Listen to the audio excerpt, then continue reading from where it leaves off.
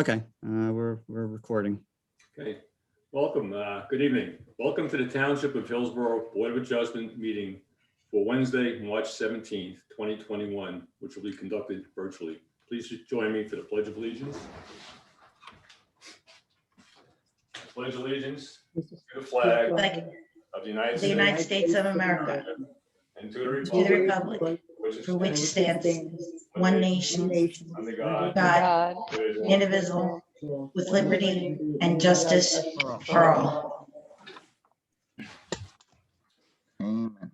This meeting will be conducted virtually. All board members, consultants, and staff will be participating remotely. The public will be given an opportunity to participate remotely through the advertised Zoom link or optional phone numbers identified in the public meeting notice. The public should use the raise hand feature in Zoom or the *9 if participating by telephone to indicate that you would like to be recognized to speak. Application documents were made available for inspection at the township website at least 10 calendar days prior to the scheduled meeting date in accordance with the meeting notice. Applicants and their professionals will be presenting remotely and will identify themselves before testifying. This meeting has been duly advertised according to Section 5 of the Open Public Meetings Act, Chapter 231, Public Law 1975, which is notice of the 2021 annual meeting schedule has been provided to the officially designated newspapers, the township clerk, posted on the bulletin board at the township municipal complex, and posted on the township's website. Additional notice has been provided to communicate that this meeting is being conducted according to the governor's executive orders and pursuant to Public Law 2020 C.11, which allows for meetings to be conducted electronically and pursuant to local finance notices recently published in the state of New Jersey. Tina, would you call a roll of members and professionals? Yes. Mr. Venture is absent. Mr. Stamler? Here. Mr. Sirachi, absent. Ms. Salili? Here. Mr. Valchek? Here. Mr. Walmacher? Here. Ms. Comfer? Here. Ms. Haynes? Here. Chairman Herbert? Here. Mr. Maskey? Here. Mr. Anderson? I'm here. Mr. Euro? Here. And Jim is here and I am here. We're good. Yeah, okay, next thing that we have action on tonight is resolution, consideration of resolutions. We have one resolution, TV and Rochelle Voloslav, PA 2006. Board discussion on that resolution. Motion to approve. Motion to approve. Okay, do I hear a second? Second. Okay, roll call, Tina, and the Yes. people that can vote on that are who? Mr. Stamler, Mr. Valchek. Oh, Mr. Valchek, Yes. Mr. Walmacher, Yes. Ms. Comfer, Yes. Ms. Haynes, Yes. Mr. Herbert. Yes. Okay, next is Board of Adjustment business, and one thing we need to discuss this evening is the next meeting, but I'd like to hold that off until the end of the application tonight to see where we are, so we know what we have to do. Next is business from the floor for matters not on the agenda. So if anybody in the public would like to speak to the board about something that's not on the agenda, this is the opportunity to do so. Yep, it's John. It's John. Yep. Hey, David, are we on track for the end of this month for you to give us an update on our the board recommendations and all that have been baking out there for a while? Sure. Yeah, I didn't think the board wanted to go over it now, but I can give you an update. What's the update? You want- Are you on target for what do you have on target for the end of the month?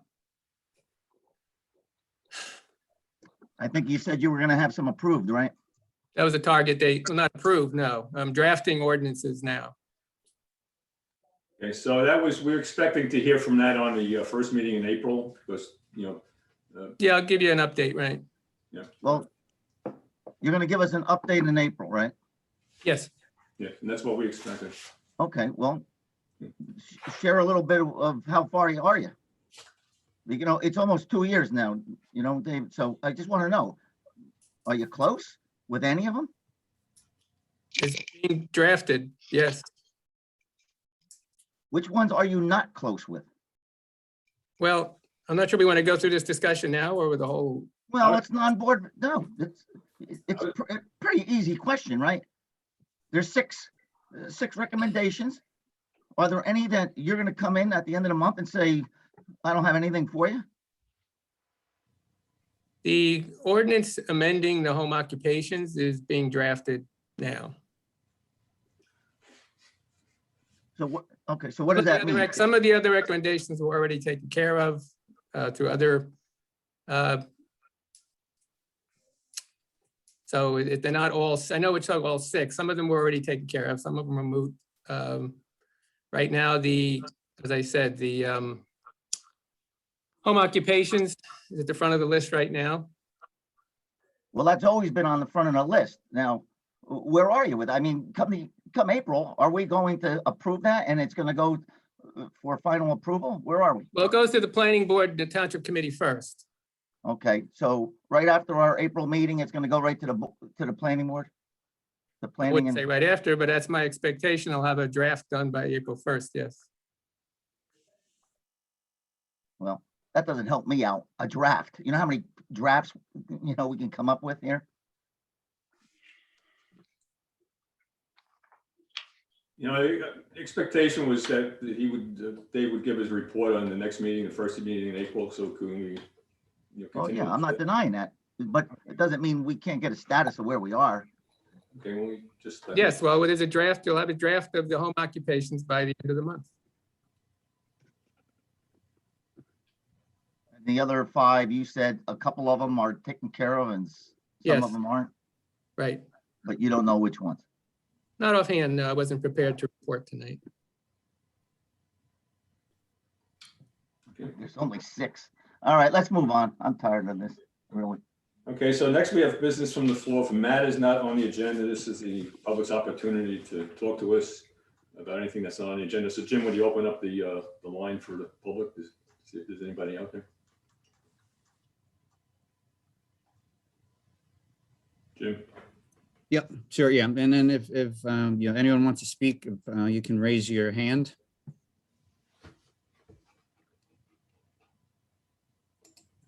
I don't see anybody. Okay, let's move on. We have one public hearing to one application. And the application is Harvest's Gospel Center, file BA 1922. Dave, would you introduce that for us again? Reintroduce it, please.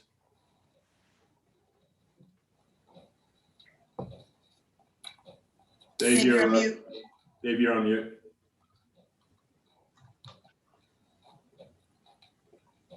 Dave, you're on mute. Dave Maskey? What? He's having a problem getting off mute, I think. Yeah, like Miss Haynes had. Okay, let me read it. There we then. go. Got it. Okay, Got there it you now? go. Yeah, I couldn't unmute. I was getting a hand instead of an arrow. All right. Sure, this is a continuation of the Harvest's Gospel Center application to construct a church on a property that now houses a single-family home. As I said, it's a continuation. Certain amount of testimony was provided in December. It's a conditional use D3 variance due to some of the revisions, which I expect will be presented tonight. Some of those variances and waivers have changed. And at this point, Mark, back in December, that's 3 months ago, in the first hearing, you gave the public a little introduction to how the process works at the Board of Adjustment, and there's maybe new people on the line. I see that's at least 20, almost 30 people out there. So maybe give them a feel what's going to happen tonight and when they have the opportunity to talk themselves. All right, thank you, Mr. Chairman. I will try to be brief because, of course, the board members and probably a lot of the public attended the first meeting, so I don't want to be too repetitious. As Mr. Maskey indicated, this is an application for a conditional use. Conditional use is a use that is permitted if it meets certain specific conditions, hence the name conditional use. In this case, churches, houses of worship generally, are permitted in the zone. I think it's important for everybody to recognize this. This is not as if they are trying to bring a use that is simply not permitted at all into this zone. But the use is permitted conditionally. And as I understand it, and based on the application itself, the conditions that are not met are lot width.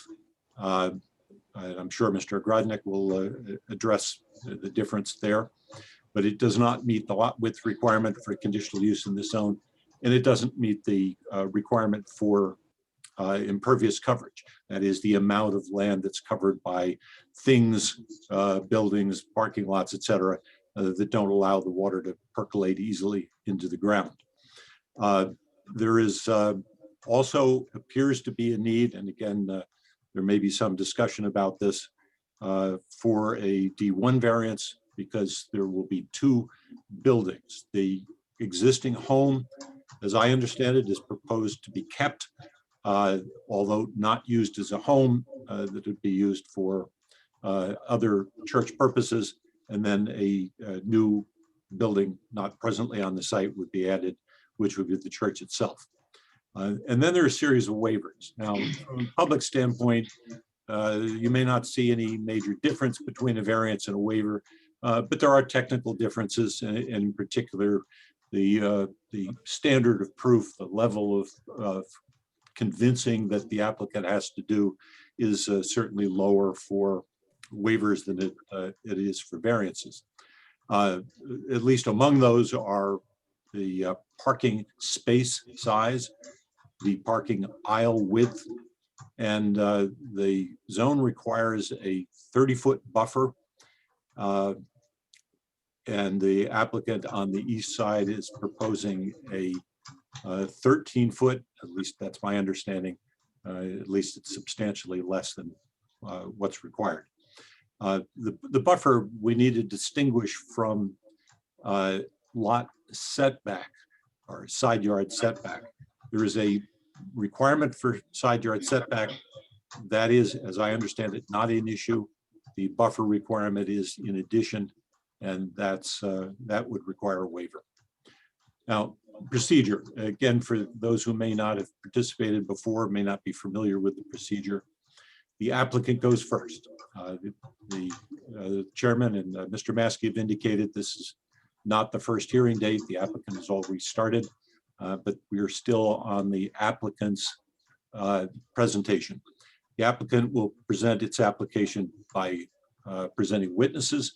Witnesses will testify under oath. After each witness has testified, the board and board's professionals will have an opportunity to ask questions, and then the public will have a chance to cross-examine each of these witnesses individually. It is important for the public to understand that the time for cross-examination of witnesses is limited to that, asking questions about the testimony that's been given by a witness, and then seeking answers to those questions. I suspect that there are members of the public who would like to make comments, perhaps testify in this matter in favor or in opposition. That does not happen at the time of cross-examination of individual witnesses. So the applicant goes through its witnesses one at a time through the same procedure: testimony, questions by the board and board's professionals, examination of questions by the public. Then when the applicant has completed its application, then objectors will have their opportunity. We have a not typical situation here where at least some objectors are represented by Mr. Mensch, and the usual policy of the board is that objectors represented by an attorney will go first. The procedure is the same for them. They present their objections by witnesses. Witnesses testify, questions by board's professionals, and then examination by those who choose to, presumably the applicant or people who favor the application. Once all of the objectors' witnesses are presented, then those who are not represented and who may appear either in favor or in opposition will be given the opportunity to present their comments. Any member of the public who wants his or her comments to be considered by the board, those comments must be made under oath, the same as all witnesses. If you make a comment or something gets on the record that is not after you have been sworn as a witness, the board is not permitted to consider that as part of the testimony. So it is important that you acknowledge the procedure and stick with it. Because there is presumably a relatively formal set of objections, because there's an attorney, it's possible that the applicant will want to present additional witnesses or recall some witnesses after that. And then it's conceivable that the objectors may do the same. So there may be the same procedure, applicant then objectors. At some point when the application is complete, the applicant's finished, the objectors are finished, then the applicant will be given an opportunity to present its closing statement, applicant's opportunity to try to point the board in its direction. Certainly objectors will be given the same opportunity. And after that, the public portion of the meeting will be closed. Once the public portion is closed, there will be no more testimony, there will be no more comments, there will be no more participation by members of the public, and indeed no more participation by the attorneys representing the applicant and the objectors. At that point, it will be for the board to discuss or deliberate, to consider what it wants to do, to discuss what it wants to do. And assuming that the board is able to do that this evening, then the board will reach some decision. That decision will be by way of a motion if we get that far. Second, if it receives a second, and then a vote. That will be the decision, again, if the board is able to reach that point. At some time at a future meeting, a written resolution prepared by me will be presented to the board to memorialize or place into written form the decision of the board. The board, of course, will get an opportunity to assure itself that they're satisfied that I've phrased it in the way that they want. That all would be at a separate meeting in any event. Unless, Mr. Chairman, you think there's something else I need to touch on, I hope that will be of some assistance to the public. That was great. It was great to meet too. I know what I have to do tonight. Yeah. No, actually, we should record that and play it every meeting. That was really good. Yeah, that was great. Okay, so we're ready to move on to the application now. The applicant's attorney is Michael Rodnick, and the floor is yours. Good evening, members of the board. As you may recall, my name is Mike Ogrodnik. I'm an attorney at Savo, Gillespie, Ogrodnik & Fisher in Somerville on behalf of the applicant Harvest Gospel Center, Inc., which operates a Christian church known and operating as Harvest International Center. We've filed for approvals necessary to construct a house of worship on a 5.1 acre property located at 490 Hillsborough Road. That's otherwise known as block 203.10, lot 30. We had a full night of hearing on December 2nd, 2020, in which Mr. Stiers, our civil engineer, had detailed the existing conditions and the proposed conditions, which included demolishing an existing outbuilding, garage, septic field, and pool area, and the proposition for the construction of a 5,800 square foot building on the site while maintaining the existing house as a meeting center and an office.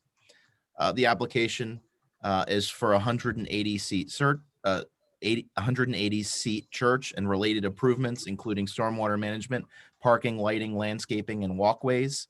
As Mr. Anderson had indicated, this is a church or a house of worship is a permitted use in an R zone. It's known as a conditional use, which is a D3. Churches are considered by the courts as inherently beneficial under the municipal land use law. And this application necessitates a D3 conditional use variance for just two conditions that we don't meet. The one is the existing lot width, which is an existing condition. 200 feet is required and 190 feet is existing and proposed. For impervious coverage, previously we had suggested and requested a 17.5% impervious surface. However, after the last meeting with various revisions and suggestions from the board, most notably including reducing the size of the parking spaces, we're now down to 15.87%, which again is less than 1% of the permitted 15% impervious coverage. The other noteworthy change from the December 2nd hearing is the elimination of all the D1 use variances. This application first proposed to keep the residence as a parsonage use, which created additional parking requirements in excess of what we had proposed, as well as D use variances for having that secondary principal use on the lot. Since we needed that, we eliminated those previous D1 use variances. So we're just down to the lot width and the impervious. Time permitted tonight, I intend to introduce 4 witnesses. I'll do my best to finish. Craig Stars, our civil engineer, will explain the changes to the site plan since our last hearing. If you recall, there's changes to the parking area. A secondary fire access was added at the request of the township, as well as how we reached the reduction in the impervious coverage. Our second witness is Gary Dean, our traffic engineer from Dolan and Dean, who's going to go over his the traffic impacts for the anticipated services. We also have Justin Osceola and perhaps Christine Nazaro-Cafone. There are professional planners, and we have some brief comment from Pastor Fred Sue, who is on behalf of the applicant available to answer any operational questions and to go over hours of operations, employees, etc. Unless there are any legal questions, I would ask that Mr. Stires be re-sworn in and go over the changes to the site plan. Mr. Ogrodnik, I may two things briefly. Unless I misunderstood you, although it's, I think, a relatively small point, I thought you said that the lot was 190 feet. The plans, as I understand them, indicate that it's actually closer to the requirement. It's at 195 feet. That's correct. My My understanding. apologies. I misspoke. Yeah, well, I may have misunderstood you, but I wanted to make sure that it was clear. The other thing is you indicated that there are no D1s. I still think that there appears to be an open question about second principal building, although I think you're correct that there just no longer appears to be a question of a second principal use. But I do think that the question of second principal building remains open. And Mr. Anderson, I was about to jump in for the record, just to reflect, good evening, my name is Matthew Mensch. I'm representing a group of objectors. I'm not going to give a belabored opening statement, but I did want to comment on the exact point that Mr. Anderson just mentioned, that at least for the record, we may have argument at the conclusion of the case or at some point later on the issue of whether a D1 variant still exists. I know Mr. Ogrodnik and I may disagree on that, but I just want to preserve that for the record at this time, that we believe that there is a D3 and a D1 variance that is required. And my reliance is on the March 2nd, 2021 supplemental report from Mr. Maskey regarding the variances identified by the municipality. But I certainly respect and understand the nuances of those principal uses and principal buildings distinctions with respect to Mr. Mensch's argument.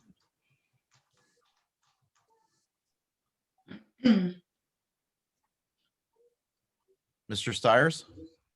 Yes. Go ahead. We're ready? Okay. Mr. Stires, can you raise your right hand, please? Do you solemnly swear testimony you're about to give will be the truth, the whole truth, and nothing but the truth? Yes, I do. Thank you. Mike, you're on mute. Okay, Mr. Stires, could you share your screen with the updated exhibits and go over the changes since the December 2nd hearing, please? Mr. Ogrodnik, just for benefit anyone who didn't participate earlier, I think it would be good to indicate what expertise Mr. Stires has. Not suggesting he needs to be requalified, but just so the public knows he's testifying as an expert and in what areas. Thank you, Mr. Anderson. Mr. Stires is our professional civil engineer. Could you briefly describe the benefit of your education and your licenses? I have a Bachelor of Science in Civil Engineering from Lehigh University. I am a professional engineer in the state of New Jersey and Pennsylvania and have been practicing applications like this throughout central New Jersey since 1989. Applications similar to this, industrial, residential, commercial. I've testified before this board as well as the planning board, as well as numerous boards throughout central New Jersey. My understanding is Mr. Stires is being offered as, or has been, and it was qualified previously as an engineer. Yes.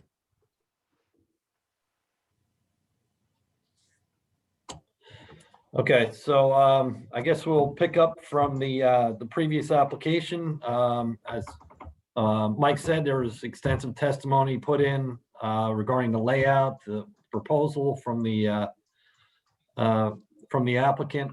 And from that December meeting, we took pretty much all of the comments from the board, the public, professionals to heart, and went back and took another hard look at the site, trying to condense the site, as well as getting what the applicant is hoping to get approved. So obviously the church itself, the size stayed the same. One of the things that we did do is move it slightly towards the existing dwelling in order to decrease the impervious coverage. One was to make the aisles 24 feet and the parking spaces 9 by 18. Another one of the comments from the professionals at the last hearing was that the parking lot had dead end aisles going towards the back, so cars weren't able to turn around. So what we did was a big benefit was to move a lot of the parking from the back and move it in front of the church itself. So that cut down the amount of parking in the rear of the site, and obviously between moving the church and pulling the parking lot towards Hillsborough Road, we were able to reduce the impervious coverage by almost 3,200 square feet, reducing the percent coverage from 17.35 to 15.87%. I think I covered the dead end. So now we do have a circular parking lot. Cars can come in, circulate through the back of the parking lot without backing up, turning around if there's not a parking spot. They can circulate through the parking lot and then out. Another concern from the fire department, fire official, was to have a secondary means of access or emergency access for a fire truck, which we have also provided on the eastern side of the site. So this will have pervious pavers and a grid system, so a fire truck can come off of Hillsborough Road into the site either through the main entrance or through the emergency access. Rick, can I just stop you? Can you put the plan up? Sorry. Okay, so Yes. this way, yeah. It says the host disabled participant screen sharing. So I think I need something sent my way to share the screen. Okay, let's see. Yeah, I'm gonna promote you to a co-host.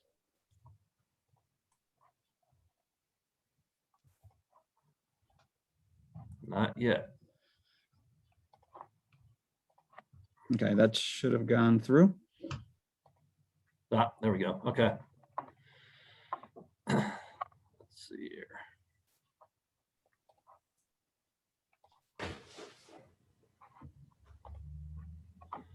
Okay, what I have on the, can everybody see that screen?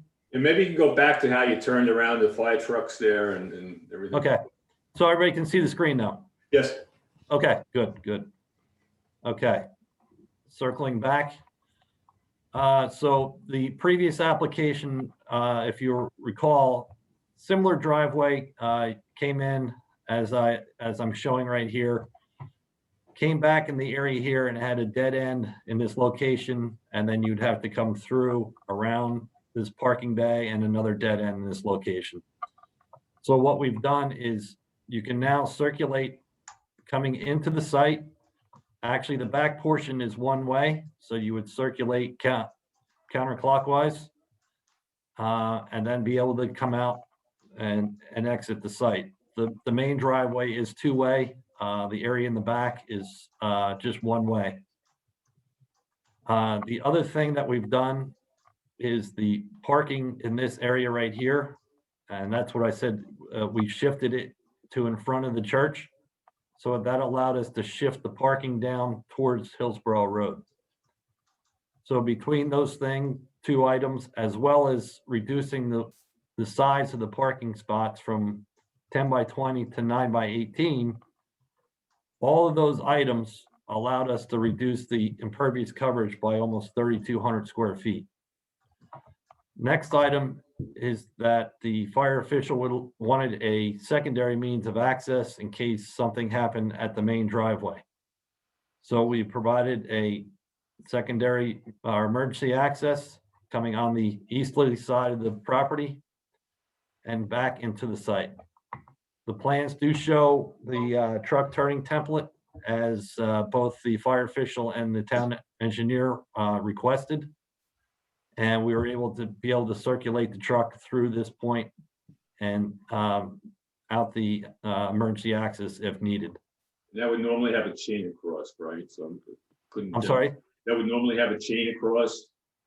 Yes. That was one of the additional comments. I mean, skipping to the review letters quickly, and we'll circulate back, is most of these items that were left are really addressing details as such as what you just said, putting a chain across, putting markings on either side of the access.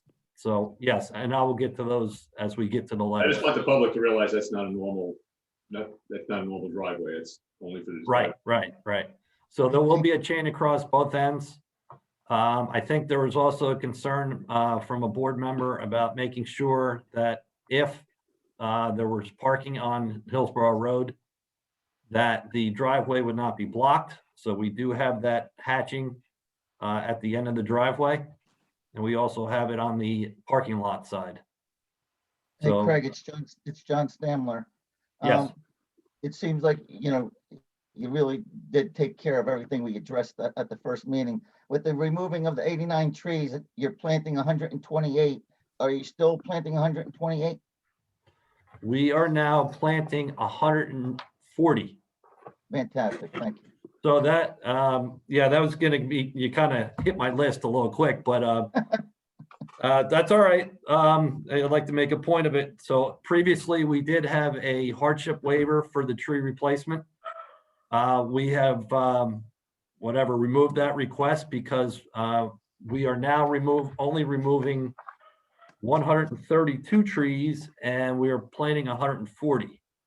So that was another benefit to moving this parking lot closer to Hillsborough Road. Is I believe off the top of my head, we saved another roughly 60 trees that are going to remain in place. So that reduced the amount removed, hence the amount being replaced. We did change the buffering on the east side.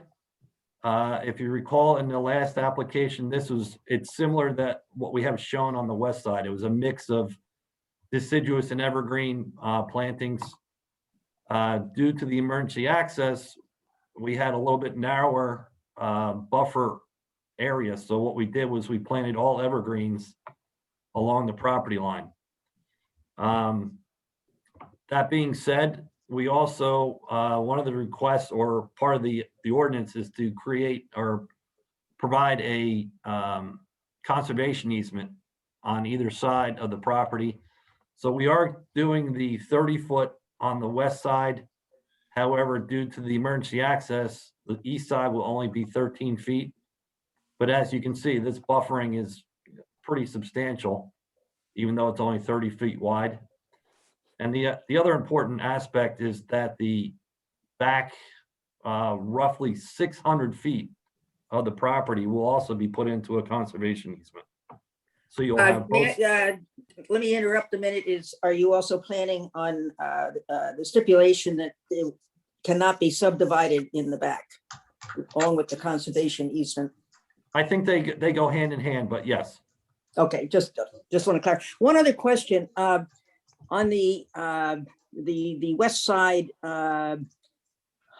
people may be stopping and letting people out of their cars when they come in before they park.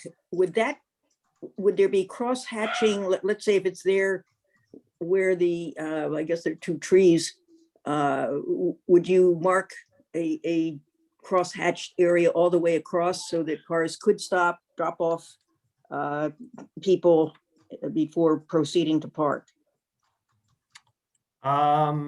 It is not cross-hatched now. I mean, if that was something that, the board would look to, I don't know if the true benefit of it. I mean, the cars are still going to stop and drop off.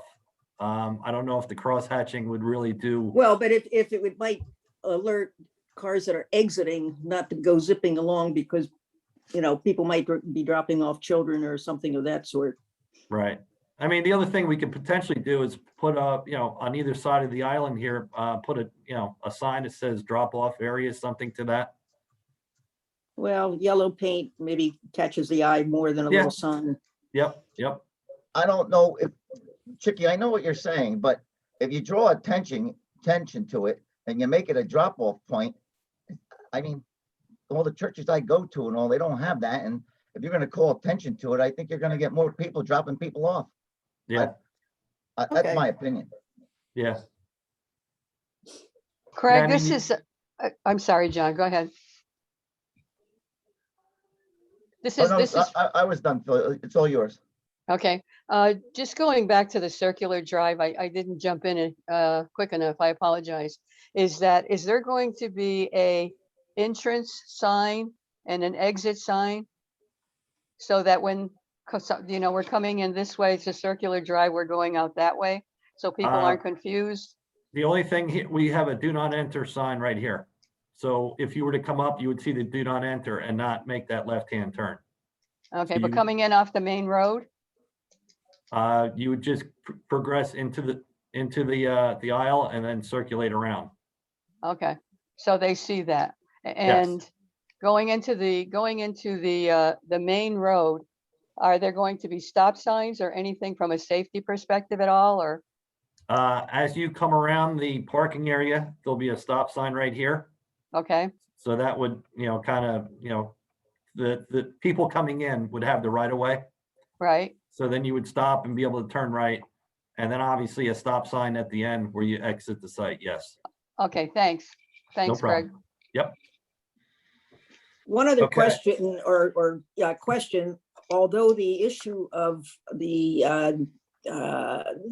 width of the parking areas was brought up in December, there was no definite, it should be made, the slot should be made more narrow or what. I personally think that keeping them the 10-foot widths is very important. Having gone and measured the ShopRite parking lot and a number of others where they're either 10 feet or 9.5 at least, I think 9-foot parking slots are, given the size of many of the SUVs and things today, I think they have to stay at least 10 feet, keep the 10-foot widths.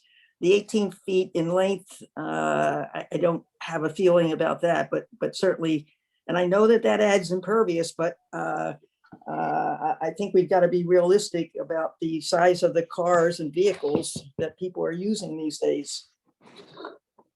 Well, I mean, even typically a car, whether it's an SUV or not, it's still 6.5, 7 feet wide. So, and I understand, but most towns in this particular area through central New Jersey are 9x18s. So that's Well, the our reason. ordinance says 10 by 20. Yep. Just out of curiosity, I did a couple of calculations. You may agree with this or not, that if 60 spots had to be wider, let's put it this way.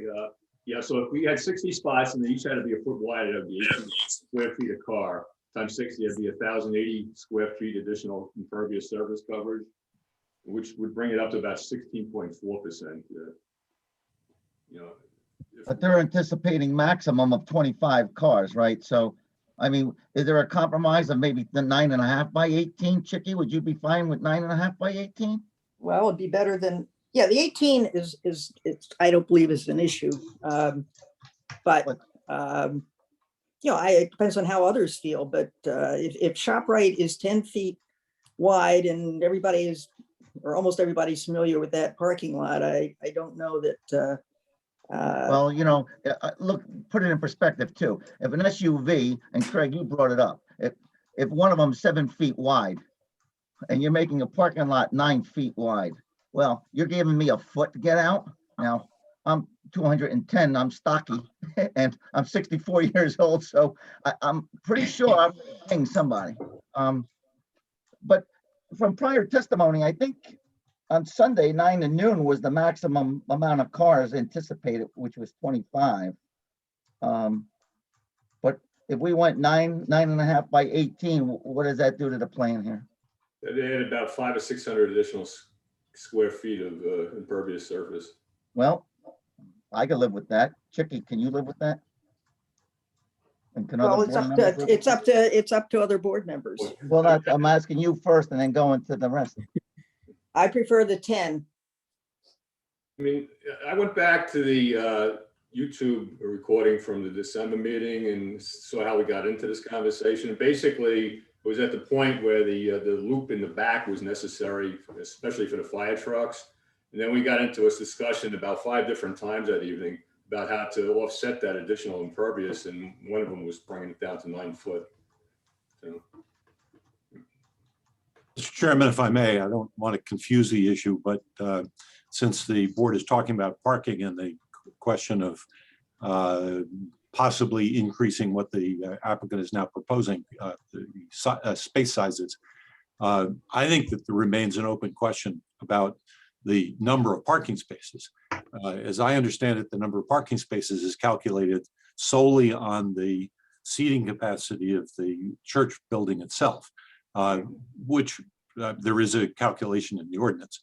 But at least my understanding is that there's no calculation of additional parking for the second building. and Well, we anticipate that the greatest demand would be during the church service, and it most likely that second building would not be in use during the church service. Mhm. So the 60 parking spots would be during the service.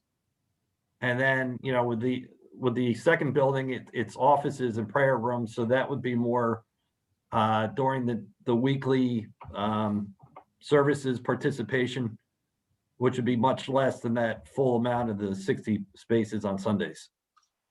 Well, One other unless that were a condition, unless that were posed as a condition, I don't see anything that would prevent the full occupancy of both buildings.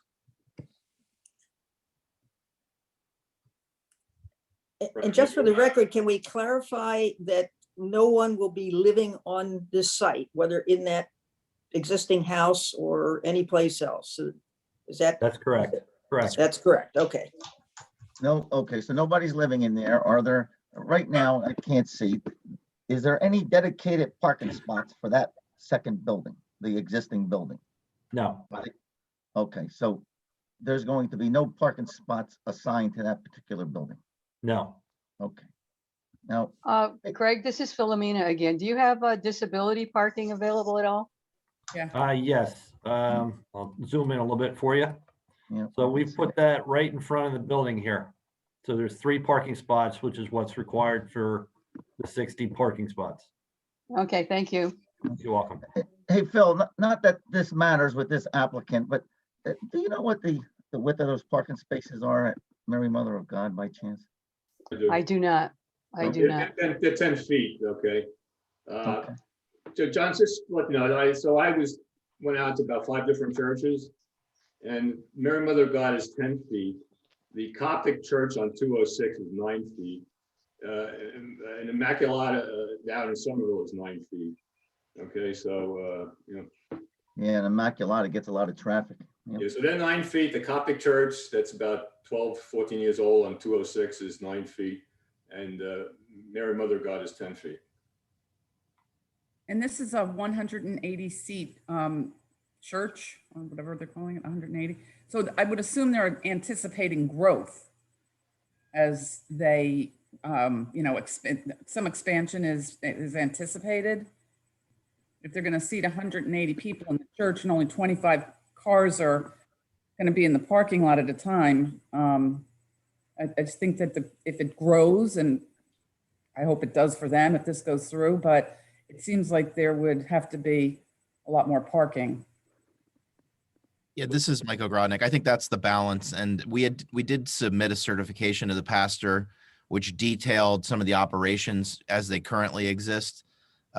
It's a total of 4 part-time employees and 1 senior pastor and 1 associate pastor and 2 worship youth ministers. So that's the staff. And currently for the Sunday services, which are 9 to noon, there's approximately 70 people. And we've taken readings of approximately 25 parking spaces. Again, this is pre-COVID. So yes, the idea is to build in some room for growth, but the applicant is fine with any type of width of the space that may be required, whether that's going to necessitate a parking variance, which I think we can do, or whether we're going to slightly expand the impervious toward the south. That's a decision for the board, but the applicant will agree to either preferred course of action. Hey, Mike, how many parking spaces on the plan right now? 60. 60, okay. And that includes the handicap as well? Yes, yes. Mr. Chairman, this is Matthew Mensch. I just want to very quickly, I don't want to interrupt, but Mr. O'Gronick just put some facts on the record.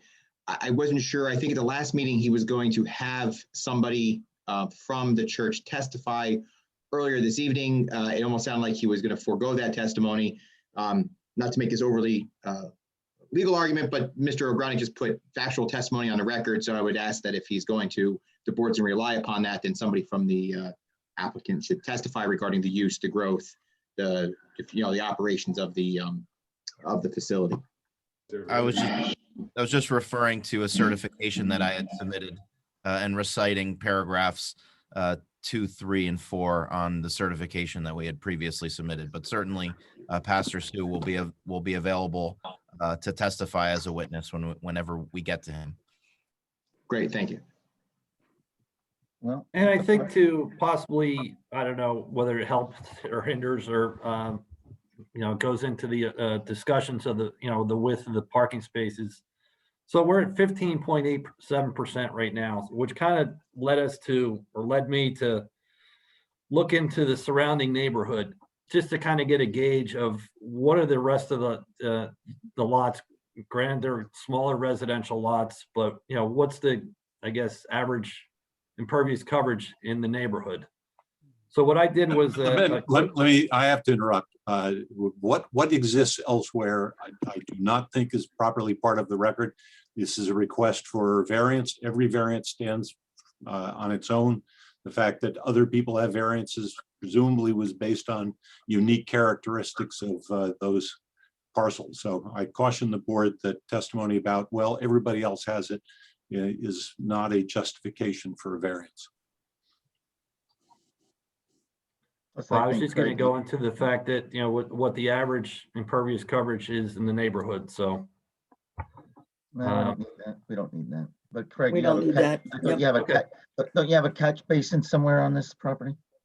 the detention base is in the front as Yep. it was previously. One of the board members had a concern about the depth of the basin before originally. The original basin was actually 6 foot deep from the front berm to the bottom of the basin. That basin is now only 2 feet deep. So the reduction in impervious coverage as well as we have worked out the main issue with the DEP and the wetlands approval was really the interpretation of where the groundwater was when we were doing our groundwater testing. There was an anomaly in one of the tests, which was quite a bit higher than the rest of the tests. However, we did use that worst case scenario. So the bottom of the basin went from 111 to 115 elevation wise. So the top of the berm is 117, the bottom of the basin now is 115. So it's only 2 feet deep. Additionally, it's, I believe Mr. Euro wanted some more landscaping in the front. So going hand in hand with what's required for the bioretention basin, as well as that request for additional landscaping, we added approximately 8 trees in the basin to kind of supplement the landscaping in front of the building, as well as complying with the bioretention requirements. Okay, and I see you've moved the church 15 feet to the north, but you're still building it right over the wetland area. Is that correct? Yes.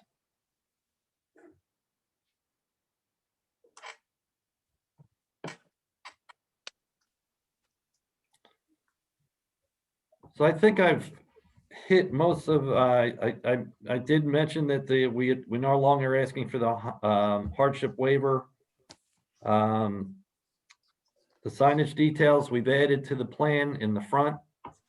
If you look at Mr. Euro's review letter, I think we've, for the most part, other than some details, we've complied with virtually all of his requests or comments. Mr. Stiers, if I could just jump in before you get further on the tree mitigation. I was just looking at the landscape plan again. Yes. So you're required to replace 132 trees, is that correct? Yes. And you're replacing 100, you're planting 132 at a minimum? We are planting 140. Okay, thank you. Yep. Just to kind of a gauge as far as moving the whole development towards Hillsborough Road. Originally, the previous plan was 620 approximately feet from the rear property line. We are now over 650. So moved it approximately 30 feet towards to the north. The number of lights in the parking lot went from 12 to 9, and they're more centrally located within the parking lot, except for the western edge. But again, they're only 15 foot high. They'll be turned off shortly after any services on Sunday or during the week, whenever they're open. So I think that, as you can see, and was mentioned before, that I think we've gotten, a lot of the concerns, if not all the concerns from the board, the professionals, as well as the neighbors. Another comment that I recall, the neighbor to the east here, the previous plan had emergency spillway discharging onto his property into the head wall that's going underneath Hillsborough Road. That has also been revised, so that will go discharge, if it ever does, right onto Hillsborough Road and then drain to the inlet. So that will not go onto his property anymore. Hey, Craig, it's John Stemler. Is there any external speakers that are going to be, or any chimes that are going to go off on Sunday or during service time, or? No, not that I know of, no. I mean, there's not even a steeple, so I don't believe they'll even have a bell or chimes, like you said. Right. All right. Thank you. Mr. Stiers, Bob Euro. Yes. You had referenced my March 12th, 2021 letter. It is true that you have addressed the majority of our comments. There are still, half a dozen or so technical comments that still need to be addressed. Will you comply with those items? Yes. Thank you very much. No problem. Right. So that's it. No other questions, Bob? Bob, you're okay? Mr. Chair, no other questions. Thank you. Okay. And Right. And Craig, you're right, you're complying with the engineer's suggestions or bullet list and also the fire marshal recommendations. So that's good. Thank you. No problem. Yeah, we just as far as the clarification, the FDC is off the building, but you know, if the application is approved, obviously we'll sit down and you know, work out that specific location if it needs to change. So, I mean, if there's really any questions, any other questions, concerns? I have just one question. At the last meeting, I pointed out that, you know, the numbers that you arrived on the impervious surface calculation. Yes. Okay, we're not on the first page of the site plan, just the percentages. And you know, I still think I'd like to see these numbers added to that table, so in the future, somebody comes along, they could see where these came from, because, you know, this may not be available and this will always be available, you know? Yes, and just that was another concern that you brought up, because there was a, I guess, a discrepancy. And what we tried to do when we first completed the initial application was that we wanted to document all the proposed conditions. And if you look at the chart, it's kind of the other way around. You detail the existing conditions, and at the bottom, it's kind of like a summary. Right. So that we clarified that, we filled out the new application or the new form and submitted that, you know, properly, I guess you could say, in this rendition.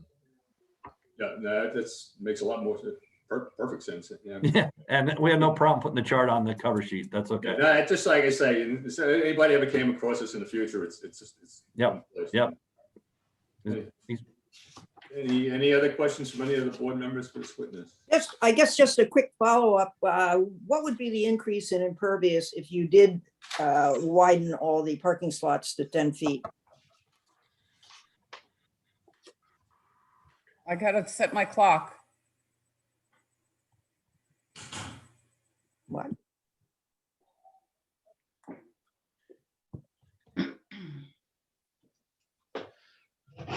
I would estimate about 21, between 2150 and 2200 square feet. Well, what's that in percentage impervious?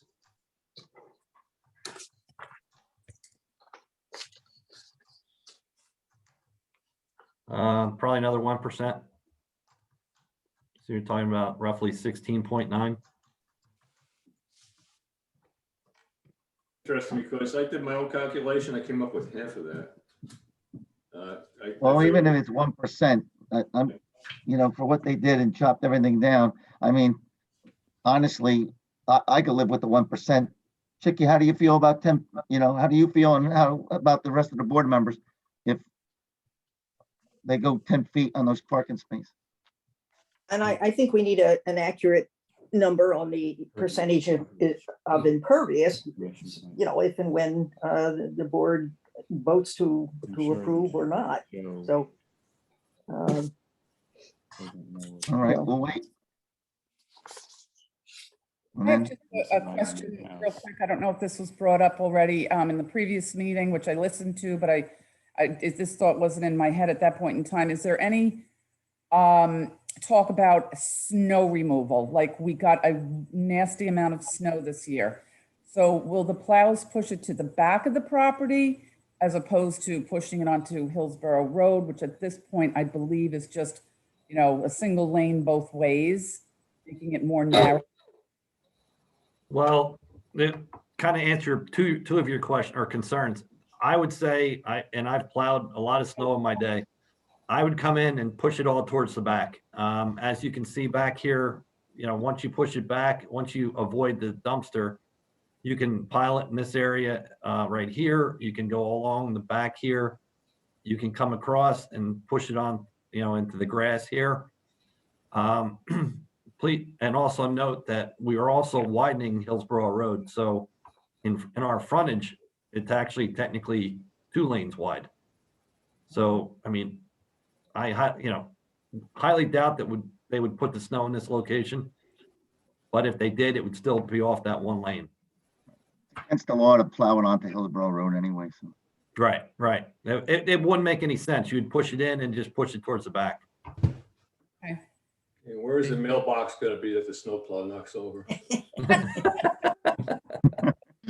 I drove down. Mr. Hillsborough. Chairman, I have a couple more questions for Mr. Stiers.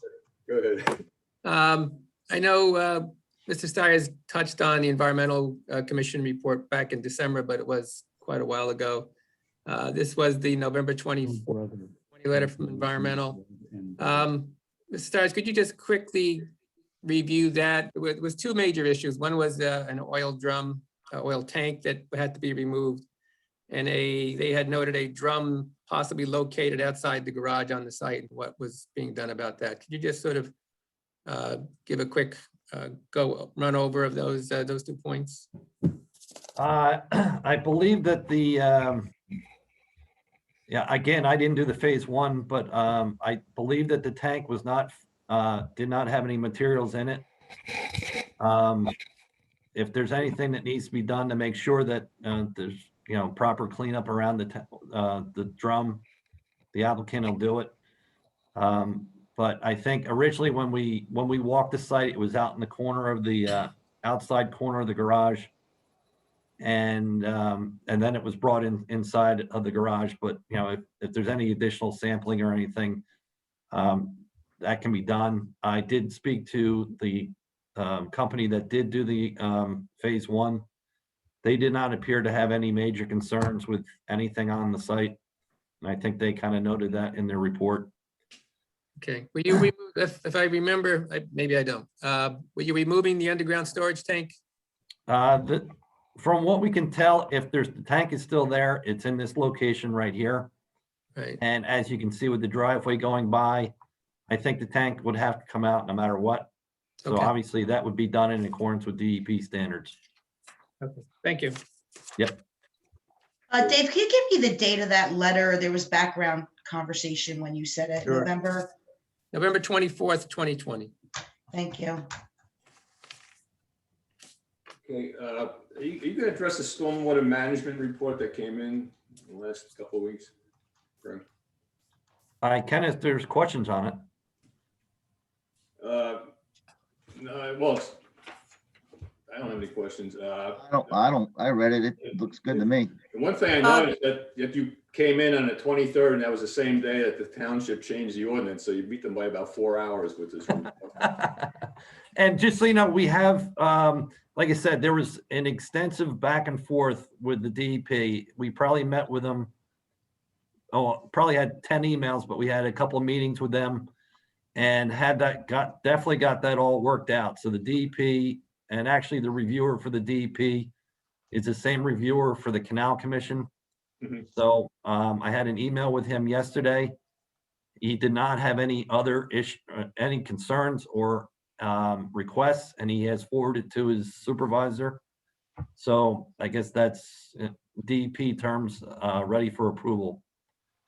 So Basically, I looked at the top number in the 100-year storm. You have 8.5 inches of rain. Everything could take that. Yep. Yes.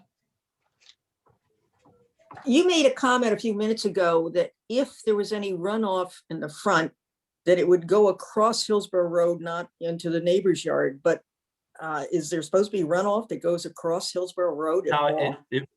Well, right now, let me zoom in a little bit. I thought we looked at that the last meeting. This is the emergency spillway. So this is only used if every orifice in the in the outlet structure is clogged. So then what would happen, it would spill over the top and then not across Hillsborough Road, but to the edge of it. So it'd get to the curb line that we have proposed, run down the curb line and to the existing inlet on the side of the Okay. road. Okay, you said, okay, I thought you said something about flowing across Hillsborough No. Road. Yeah, Okay. no, Okay. Thank you. no problem. Vicky, would this be a good time to put the parking space with the bed, or do we want to let it continue to be uncertain?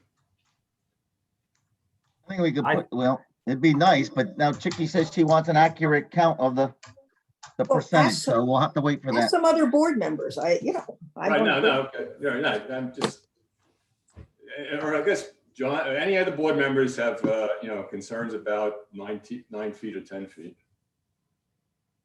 This is Philomena. I don't have a concern. Okay. Frank, I don't Chair have a Bob concern. Euro. Go ahead, Bob. I believe Mr. Ogrodnik mentioned that he does have a traffic engineer who will be testifying. Okay, good. Maybe Mr. Dean could shed some light on the pros and cons of 9 feet versus 10 feet.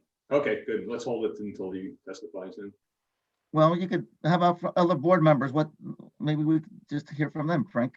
I just I asked. don't have an issue with it. Nobody else had an issue. Yeah, I don't think, The only issue I would have is when you open the doors in a 9-foot spot of, let's say, an SUV. I drive an Acadia. Opening both doors, I would almost feel impossible to do. Yeah. You have to pull closer to one side. I mean, just my experience today, like I said, I was down in Somerville.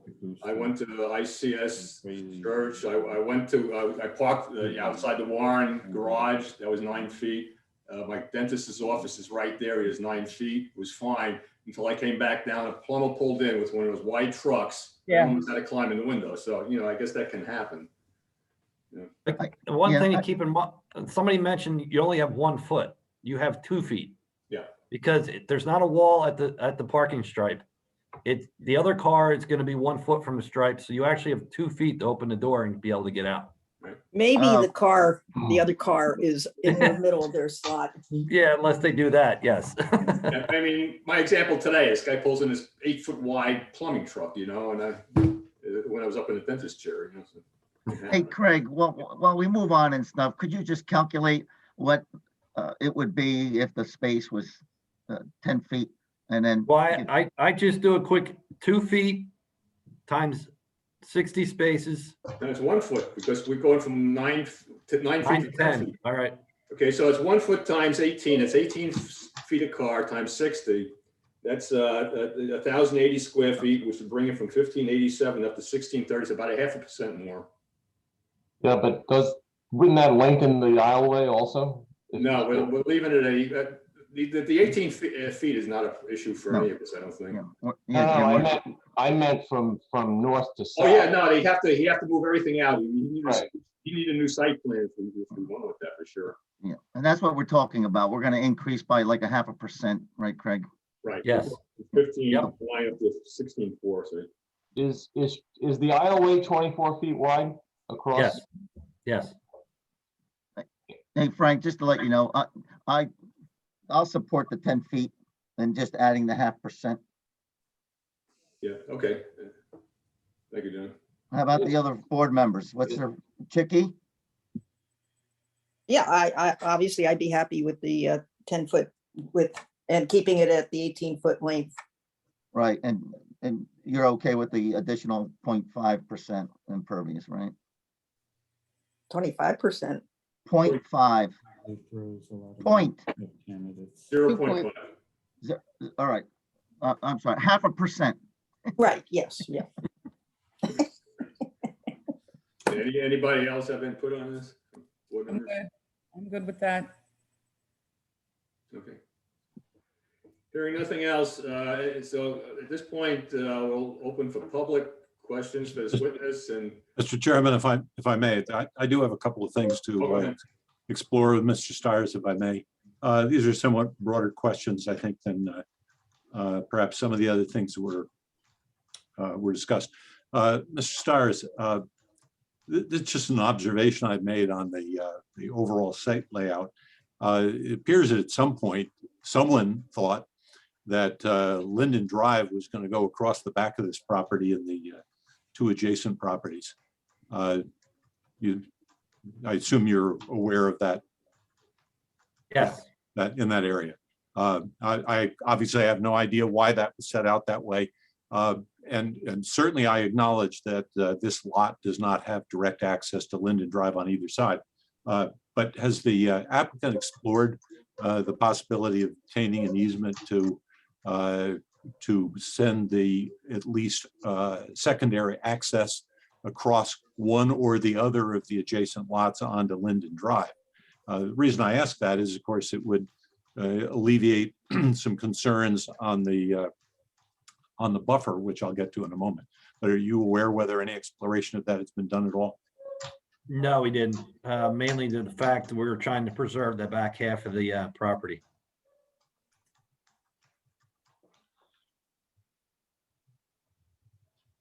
All right. I mean, I understand the answer.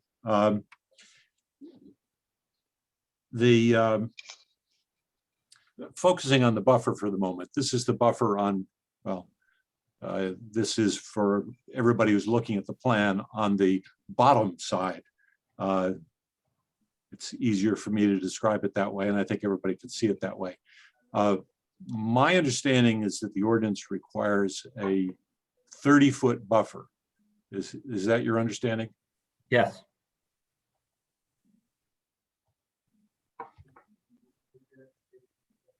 Yes. And as I believe you indicated earlier, the applicant is proposing 13 feet, correct? Yes.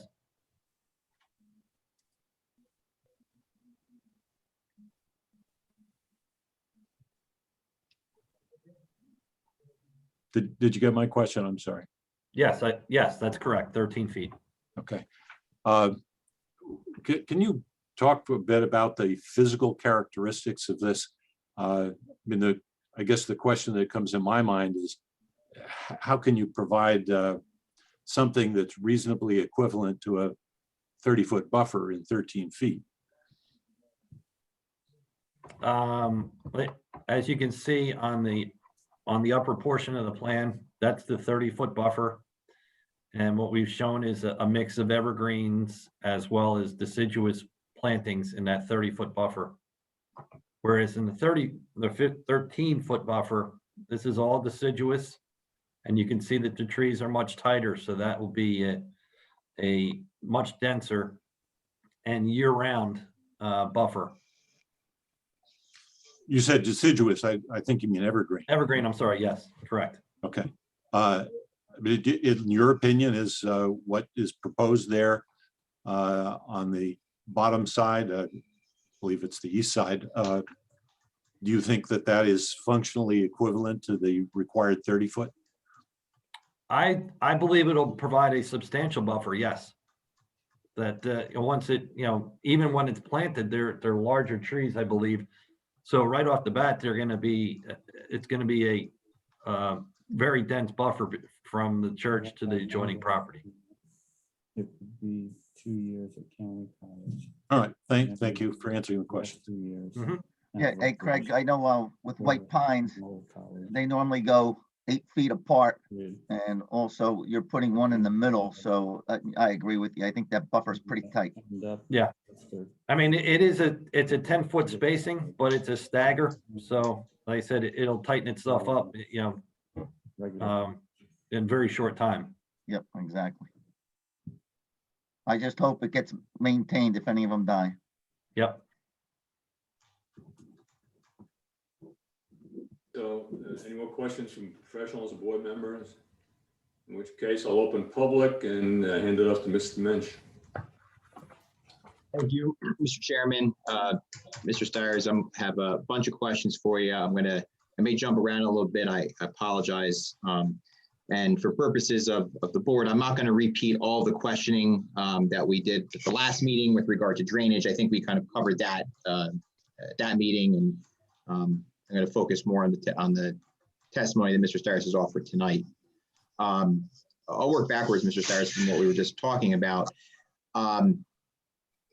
If the access road, access drive, I should say, was not included in the plans, the applicant would be able to plant additional trees and buffering, correct?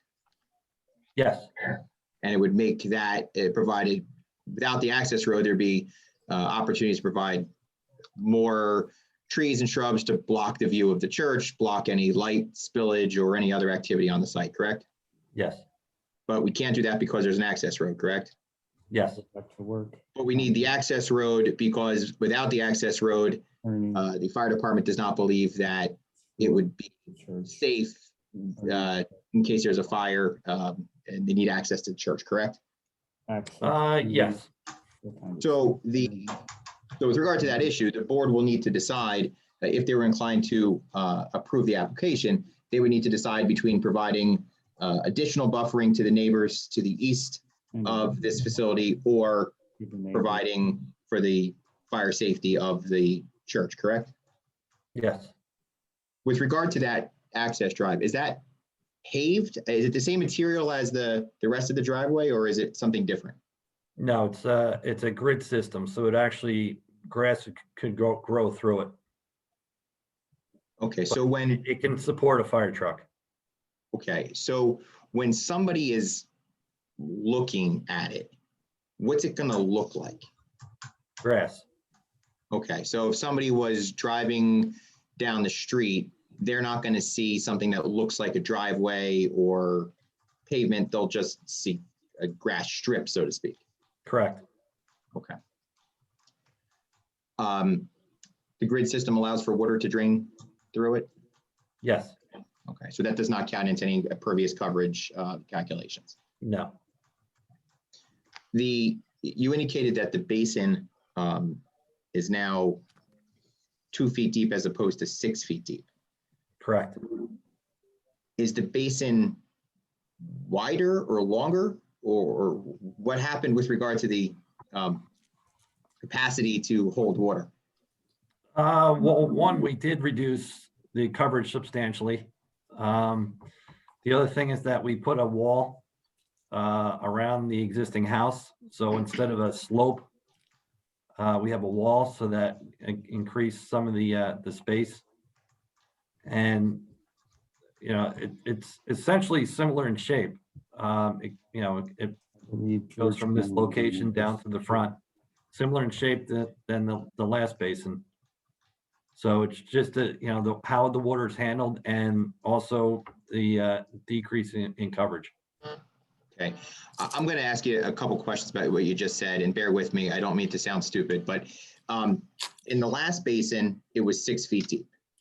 This basin is 2 feet deep, which would make me think it can hold less water if the other dimensions of the basin have stayed the same, and we've just made it shallower. So did other dimensions of the basin change, or just the depth? Well, the other thing is that in the last application, we had a drainage system along the back or along the west side, piping and then piped into the basin. Right. So that piping alone drove the basin down. The depth of it drove it down so that we could drain to it. Okay. Because we had to raise the bottom of the basin, we were able to eliminate a lot of that storm piping, with the exception of the cross pipe in this location. So there's a high point in front of the church, which drains to the 2 basins in front, and then the rest is sheet flow that comes through the parking lot and then drains around the church and into the basin. So we were able to lift the basin as well because we were able to eliminate the piping. Okay. So it's not quite also a matter of the last basin was so big it had to handle all the water. Hold on a minute, Mr. Stiers. Can everybody put themselves on mute, please? Mr. Stiers, can you please repeat that? It's also a matter of. So it's a matter, the depth of the basin was also a function of being able to drain the parking lot being via an inlet and pipe system. So with the groundwater being higher than, and using a worst case scenario, the bottom of the basin had to be set at 115. So we had to eliminate the piping, and now we're using sheet flow to get to the basin itself, which allowed us to raise the basin up and still meet the requirements of the stormwater regulations. Okay, so I'm going to ask my question a third time and then go back over some of what you just said. Does the current basin hold more, less, or equal water than the basin that was proposed the first time? Less. Okay. Do you know how much less? No, I don't. Okay. Now, you indicated in your answer to my question right now that part of the reason for the change in the basin was because you've changed the drainage system. Is that correct? Yes. Okay.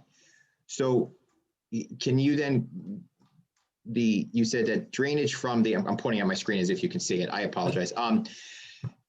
The drainage in the rear part of the parking lot, right there, where was it going before and where is it going now? Before we had a high point and it drained to an inlet in this location, and the piping went along the curb line, tied into an inlet right here and then into the basin. Okay. Now the high point is along this curb line on the west side, and it drains across the parking lot, through the grass area, and into the basin. Okay. So when you say now drains through the grass area down at the east side of towards the bottom of the parking lot there, is it draining through a pipe, a ditch, above ground, below ground? Where is that water flowing as it drains? It's above ground, and it is a low area that ultimately gets to a swale in this location, which transports it to the basin itself. Okay. What stops the water, as opposed to kind of making that turn, so to speak, and almost following along the path of the access road? How do we know the water is not going to go into the neighbor's yard and not make that turn in towards the drainage basin? There's a high point pretty much all the way along the east side of the property. So this area is higher than this location. Okay, so that water then will not go down into the neighbor's yard from that area? Correct. Okay. Now, you also mentioned before in your answer that you mentioned some sort of wall. Can you talk to us about what that wall is?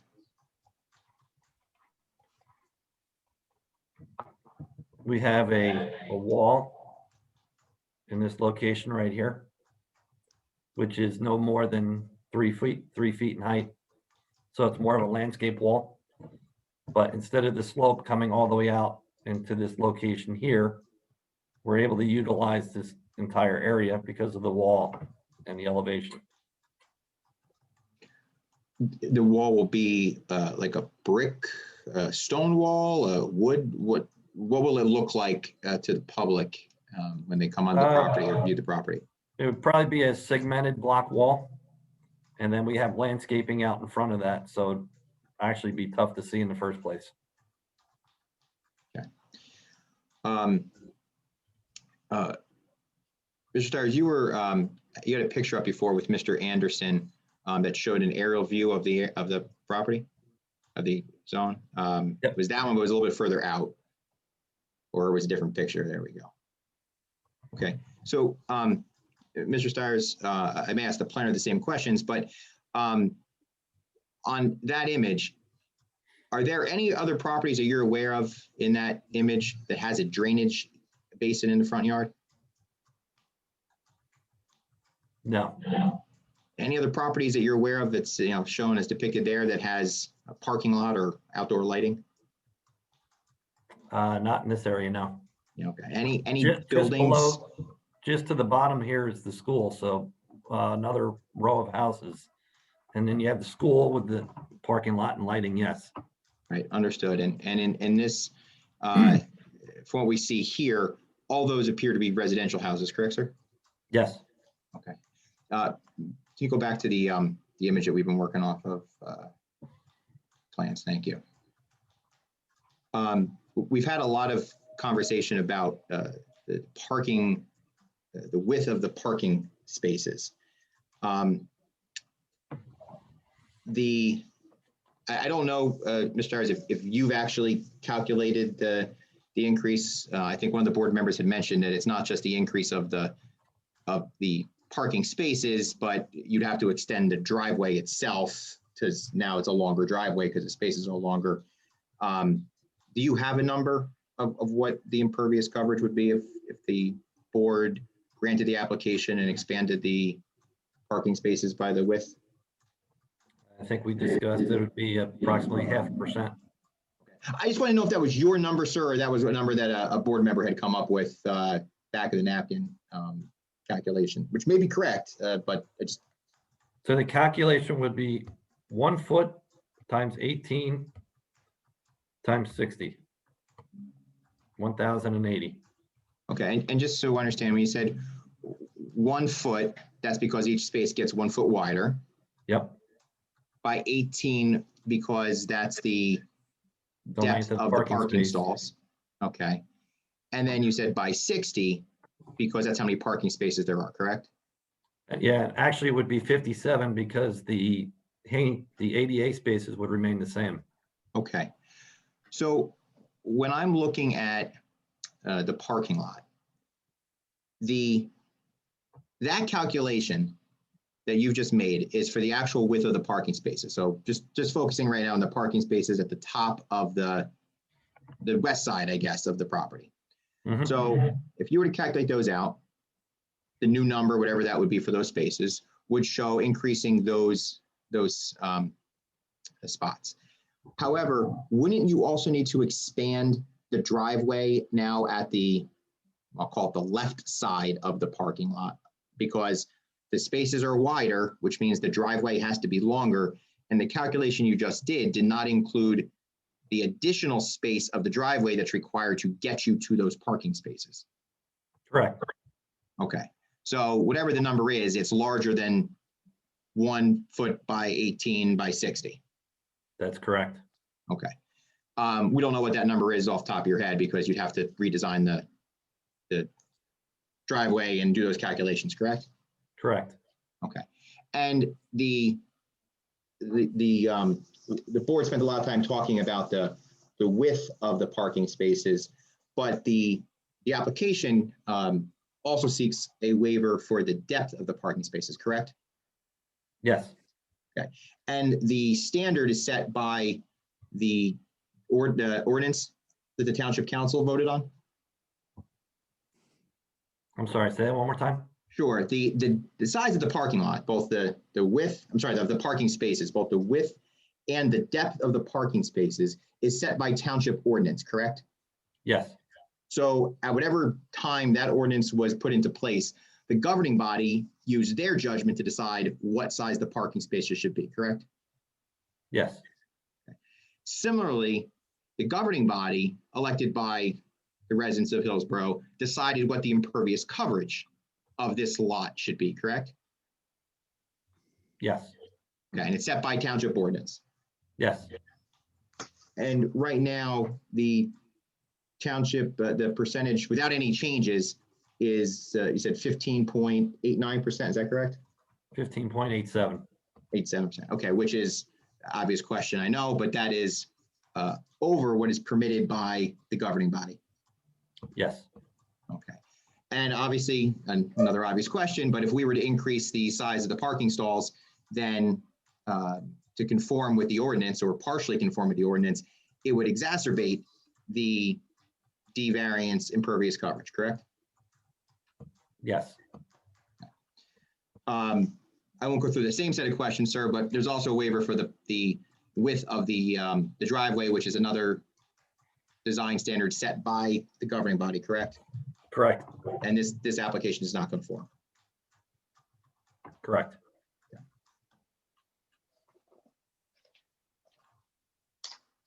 Mr. Stars, do you have the report of,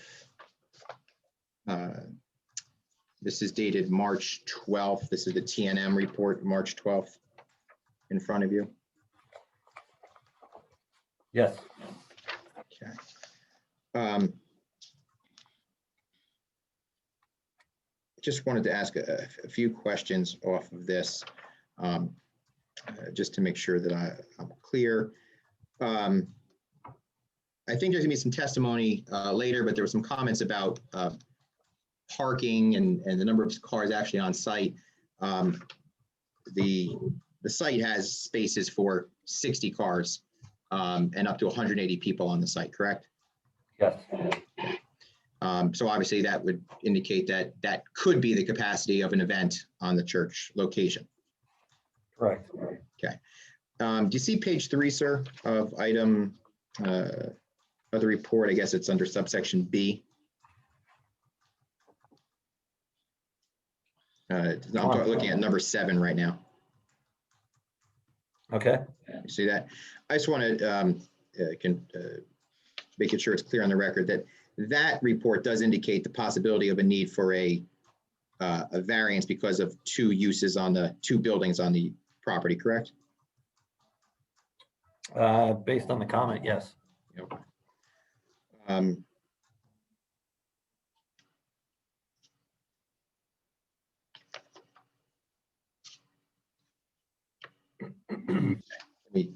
Bear with me 1 second.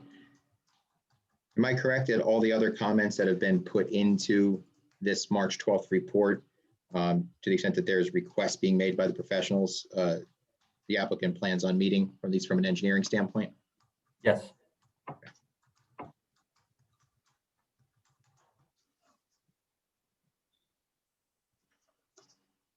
Sir, do you know if there's, I guess really a question for Mr. Grodnick, but whether there's going to be testimony over the design architecture of the building? Do you know?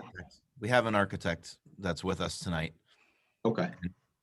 All right. I don't want to, I wanted some questions regarding kind of what the building looks like on the east side, you know, facing the residents. But if you have somebody's going to testify to that, I'll save those questions for them.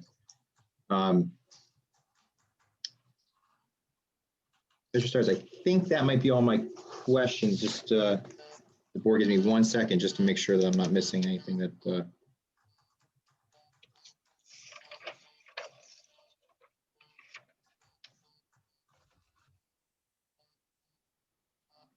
If I may, while Mr. Mensch is looking, Mr. Stires, I may have misunderstood something, but I thought you said that the wall, this is the wall that would be adjacent to the basin in front, would not exceed 3 feet? Or did I misunderstand you? That's correct.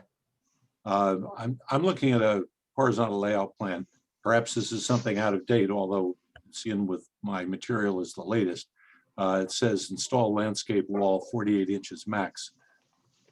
And has that been changed? No, that's a typical note we put on there because, and Mr. Euro kind of alludes to it in his review. Anything over 48 inches needs a structural design. Mm-hmm. So that's a note on there just to kind of reinforce that we're 48 inches or less. So it's anticipated we don't need a structural design for that particular wall. Well, I understand that. So, but you're saying notwithstanding the comment which is directed to structural design, the wall will not exceed 36 inches or 3 feet. Am I correct? Right. And if you look on the grading plan, there are spot elevations along the wall for both top and bottom. And you can see that they don't exceed 30 or 3 feet or 36 inches. I'm not doubting you're correct about your plans. Just want to make sure we have a clear statement from you on the record that it's not 48 inches max, it's 36 inches max. Correct. Thank you. Last question for you, Mr. Tires. If you could zoom out so we can see where the trash receptacle is going to be maintained. Do you know the size or type of receptacle that would go back there? Are we talking regular garbage cans, or are we talking like a dumpster that a truck picks up and flips over? It has a size that you could put a dumpster in it, but our client has said that they have minimal trash. So it's there more of a just in case than anything else. So, I mean, it could store garbage cans, but it is sized to put a dumpster in there. Okay. If it was a dumpster and you had to get a garbage truck in there, would the garbage truck, I guess, drive straight in, flip over, empty the dumpster and then, I guess, back up and then make the turn around? Yes. So they could come straight in because most garbage trucks these days for this type of pickup would pick up front loaded, pick up, back up, right, circulate through the parking lot and back out. Do you have any idea what either time of day facility like this would have their garbage picked up?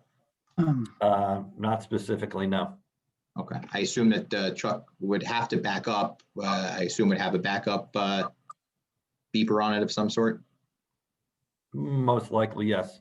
Okay. All right, great. I have no further questions, Mr. Cyrus. Thank you. No problem.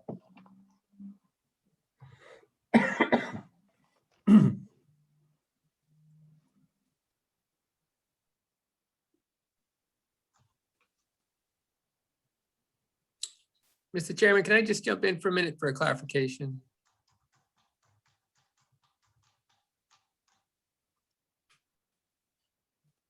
Mr. Chairman? Yes, somehow I got muted. Go ahead. I'm sorry. There we go. All right, Mr. Stiers, just wanted to backtrack a little bit on the buffer, just so everybody's clear. There's really two levels to that waiver.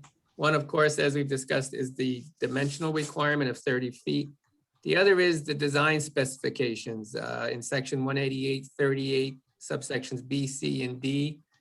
You know, you would need an additional waiver for the design specifications if you can't demonstrate that you meet those minimum requirements. Is that understood? Yeah. Okay, thank you. Okay, so at this point, I'll ask Jim to open up the lines to the public not represented by Mr. Mensch for questions for his witness. I see we have at least one out there. Patty? Jim?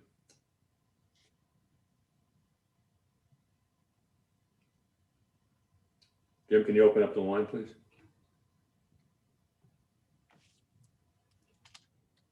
We got 3 people now. Did we lose Jim?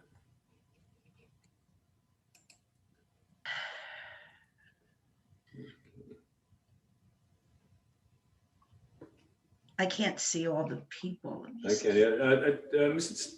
Craig, can you pull down your display so we get back to, most people go back to the full screen, you know, to the. Yeah, Craig, stop screen sharing so maybe we could see.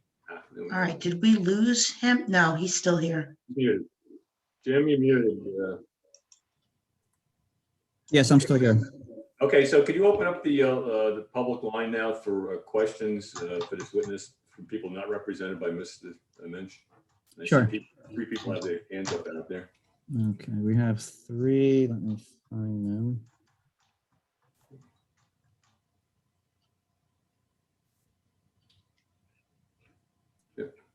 Okay, and if this is for Patty, if you can please state your name and address and spell out your last name.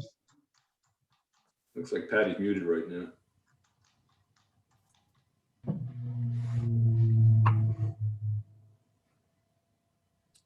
Hello, Patty, can you hear us? There she goes. Okay. I can hear you. I didn't think I had my hand raised, so I am represented by attorney. My concern, though, is that Whoa. If you're represented by Mr. Mensch, you're not allowed to ask questions. Mr. Mensch is representing. Okay. Okay, you are represented by Mr. Mensch. You said that, right? Yep. Okay. Then we'll move on to the next. I see David Warner. Hey, can you guys hear me? Yes. Dave Warner, 54 Beverly Drive. Just have a few questions, and one started off by talking about a term called a conservation easement, and I'm pretty sure I have a good idea of what that means or what that is, but I'm just wondering if Mr. Sauer can explain that in that back part of the property, what exactly that means. Basically, what it is out there right now will remain as it is. So it'd be a conservation easement. So they cannot remove any of the trees in that back 650 feet. Okay, would that include, and I know the gentleman before, I don't know his name, it's listed as Wilson Anderson Peach, assume that's his name. He had shown a view of the street Linden sort of ending in the back there, and then discuss some possibility of extending that to the back part of the property. Would that conservation easement preclude any sort of extension of that property, even if it was by the municipality? At least through our property. I can't say anything to the property to the east or west of us. Okay, so on the proposed property though, there couldn't be a road that connected it. On your, Correct. on the, okay. Yep, that's correct. I have a question about the buffer more towards the west side. I'm on the Beverly Drive. It is 30 feet there. However, I just have a question of the trees that are intended to be planted there. How tall do they get? In other words, I'm just wondering if I'm going to be able to go in my backyard, and I don't know how tall the building is or the church is proposed to be. Will the trees be taller than the building? Once they're at full growth, yes. Okay. And there's a mix of, like I said, deciduous and evergreen. So obviously the evergreens will probably be a little bit smaller, but the deciduous be, much larger in height. Okay, gotcha. And my last question just has to do with the parking and more. I addressed it in the previous meeting, more in the front, and in terms of overflow parking. The area where the fire access is going to be blocked off now. Do you know how many cars would be able to fit if they had to park on Hillsborough Road in that area there? I would estimate no more than 3. A typical parking space, parallel parking space, is about 24 feet. So 3 would be pushing it. And if by chance the overflow, the church grew and where they had a big event, where would be the only other parking place or parking spots that someone could park? On the adjacent roads? I would assume on Beverly or Ardsley. Is that a possibility? Or would that be your best guess? I mean, yeah, worst case scenario, I would say, I doubt if they would park on Hillsborough Road, just because the 2 adjacent properties are, they're at that 1 lane width. So I would say you would probably park to the west. I guess my concern is people, less the parking, people walking on Hillsborough. There's no sidewalk there. So on the edge of my property, the sidewalk ends, and then there's the property behind mine. There's no sidewalk there, and there's no sidewalk in front of your proposed location. Well, there will be Sorry? sidewalks There will be a sidewalk where? Along the frontage of our property. Okay, but not on the one, I'm sorry, I don't know the number. We're directly behind my house. There will be no sidewalk there. There would be the one property to the west would be the only property without sidewalk. As soon as you get west of that next property, there is sidewalk again that takes you to, I believe that's Beverly to the west. So there is sidewalk on the side of Hillsborough Road. It's just west of the westerly property next to us. West of the westerly property. That's the best I can describe it. I guess, well, would someone be able to park on Beverly and I guess walk on a sidewalk all the way to your property? I guess that would answer it. The only part they would not be on the sidewalk is the adjacent property to the west of us. The adjacent. Okay, and I guess when the traffic guy testifies, that maybe that's something I'll explore a little more. I just think that's a danger. I mean, I've seen people walking their dogs there. I've seen them hustling down the road, up and down. Mr. Warner, I caution you what I mentioned before. If you want the board to consider this as the truth, you're going to need to testify to that under oath when the appropriate time comes. Okay, no problem. Thank you. That's all the questions that I have. Thank you. And Mr. Chairman, if I may, I want to provide some degree of legal clarification in answer to what Mr. Warner asked earlier. First of all, just to avoid any confusion, Wilson Anderson Peach is the name of my firm. I am Mark Anderson, the board attorney. The firm name is displayed on Zoom.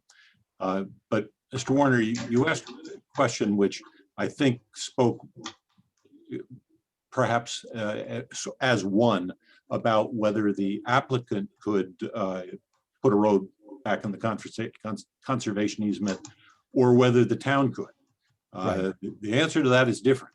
Mr. Steyer's answer as to the applicant is certainly correct. The applicant would not be permitted to do that in a conservation easement. Not that I think that there appears to be any possibility of it, but the town can always do that. Okay, no, thank you for the clarification. You're welcome. Okay, we have Lisa Elwood.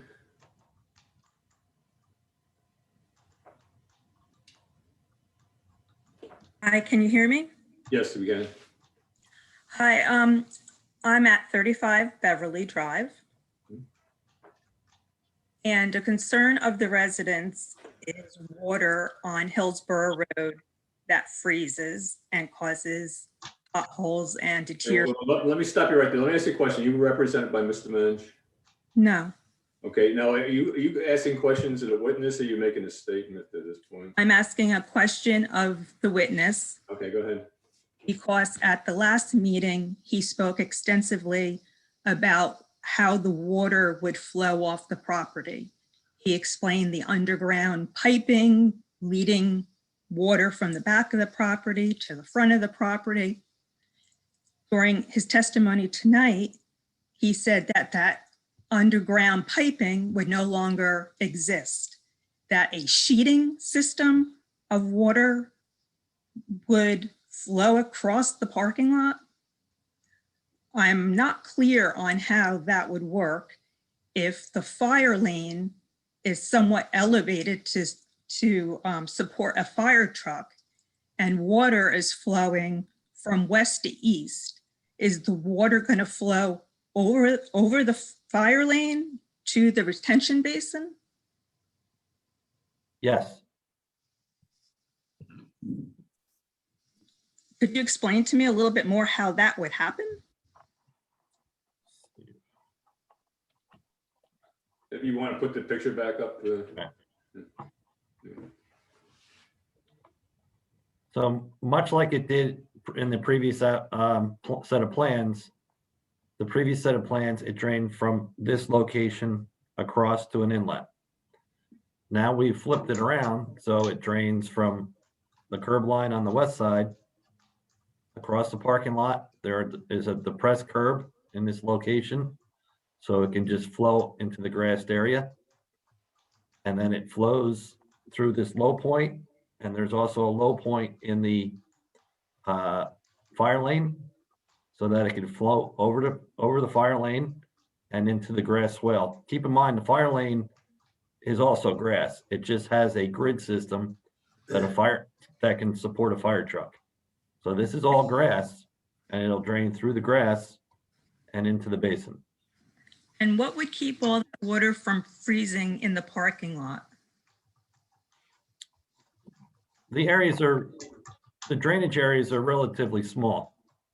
So it's, this area here is coming to the back, and then the rest of it is going to the front into the two inlets in this location. So there really isn't much of a change from the previous design, other than the fact that we made a low point in this location in the last plan and then piped it forward. So what we were trying to do is keep the elevations lower, but due to we had to raise the bottom of the basin here. So we raised the basin, and we were still trying to keep the site low, so we eliminated the inlets. Well, it just seems to me that there's a big difference between flowing water through pipes under the ground and over the top of the surface of the parking lot. But they're the same drainage areas that were there before. It's just a matter, we were able to get this area to flow overland and be able to connect to the basin. In the previous plan, this was a low point, so it could not flow from back to front without piping it.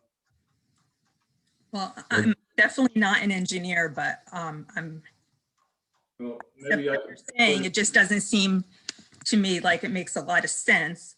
But like I said, I'm not an engineer. I will let that take your answer. Let me follow up on your question for Craig. In other words, if it rained and the temperature dropped very, very quickly, is it possible that water could still be on the parking lot that could freeze in place? I mean, how fast does the water get off the lot? I can't say that with give you a particular answer. I mean, there's also evaporation. It also, there's a certain amount that drains actually through the pavement. All depends on how much rain actually comes down. There's a lot of variables that go into that, answering that question. Also, Frank, how cold, the wind chill, all that. That's Right. a loaded question, yeah. Right. And keep in mind that with the new stormwater rules that you mentioned that you now have to comply with, they encourage overland flow. You know, they don't want to see pipe flow anymore. They want it to run off the pavement, through the grass, into the basin. So this is more in line with what you're going to see now. Yes. So in other words, you're saying you have enough grade there that the water will get off before Yeah. everything will freeze to take place. Correct. Okay, I did have just one more question about the fire lane. So will that be plowed when it snows? It does need to be maintained. So I would say conceivably, yes. So the applicant would be required to plow that when it snows? Or at least keep it cleared, yes. Okay, thank you. Okay. You could take that down so I can see if we have anybody else. Sure. Yes, Mr. Chairman, I see a phone number ending in 1945. There. Okay, Mr. 1945, go ahead. I have an unmute message. I'm not sure if, is that me that you're getting now? Yep. Okay. I'm sorry it's not coming from that number, but as long as it's working, that's fine with me. My name is Craig Berlin. I live at 1 Allshouse Street in Hillsborough. And, Sorry, what's the address? Correct. What's the address? 1 Allshouse Street, ALLSHOUSE. Got that? Yep, thank you. Go ahead. Yeah, I'm very impressed with the lengths that you people go to on these projects and stuff. I have to say that. I've been watching since the beginning, really out of interest. I guess my question on the parking lot is a little different than anybody else's. I mean, we're all familiar with what churches do and the events they have and everything. Is there any ordinance about outdoor activities? Would that cut into the amount of parking spaces available, say flea markets or things like that? And also, has there been anybody looked into the possible sound barriers for anything that's happening externally, be it an event or microphone sound, amplified sound, I should say? I'm just curious how that would affect the neighbors. I don't know, if, Craig, is this something you can answer or we need additional testimony? I mean, I can say that there was testimony provided at the last meeting that everything, all the events would be handled inside. And who provided that testimony? That was last meeting, Frank. Right. Okay, one other question, and that question was, I wasn't sure about, was I think that there was a comment about the garbage that's being done. I'm wondering what the capacity of the building is. And I think the comment was that there's not going to be a lot of garbage. I was just wondering what the capacity of the building is and what would qualify that, well, confirm that there'll be little garbage. I don't know how many people the building holds. I guess that's the first part of the question, but if it's 100, 150 people, obviously there's going to be a considerable amount of garbage if there's an event there. Well, the church is designed for 180 seats. Okay, and you would consider that, you know, the garbage is going to have to come on a fairly regular basis to pick that up. So I know that they were talking about the trucks backing up and things like that. I mean, I'm just wondering, I think this is taking the place of an existing house. I would imagine the difference in the amount of pickups and that were required during the week and things like that would be greatly amplified. And I just wanted to put that on the record that, you know, it might be something that needs to be looked into. Frank, we might have to hear from the pastor. Yeah, I don't know, Mr. Braddock, who would address, which of your witnesses would address that? Gary Dean can address refuse pickup circulation. He's, you know, our expert who can speak to that, and we can supplement that with the pastor. Again, you know, if you have a smaller size dumpster with a church use that really only has Sunday services and some very minor meetings during the week. We don't expect this use to be a large garbage generator. Okay, so we can wait for Mr. Dean to testify. Yeah, I think he would have the best expertise on refuse. Okay, I don't see anybody. Oh, one more hand, John Hemmings. Yep, one more. So let's see. And Jim, I guess you can drop the public off after they finish, right? Yes. Okay, so this is John Hemmings. So can you please state your name and address for the record?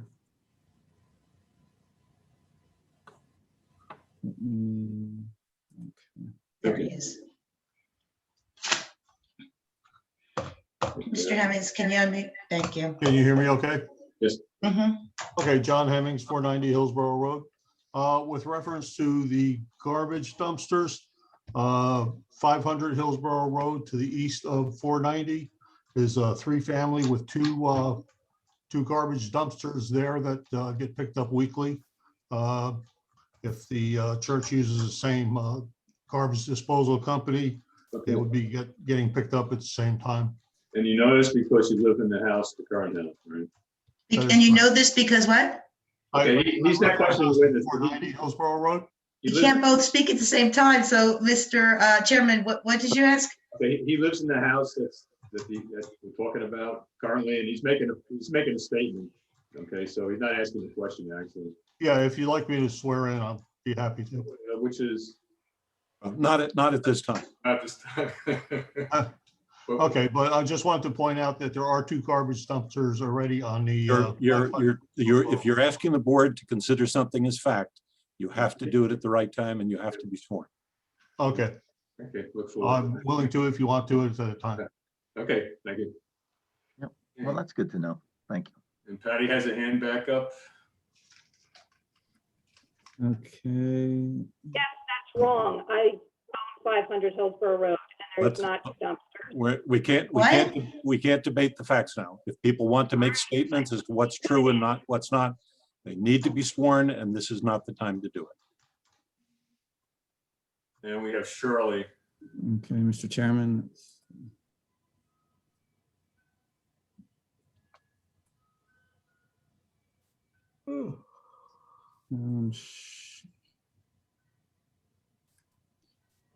Actually, not.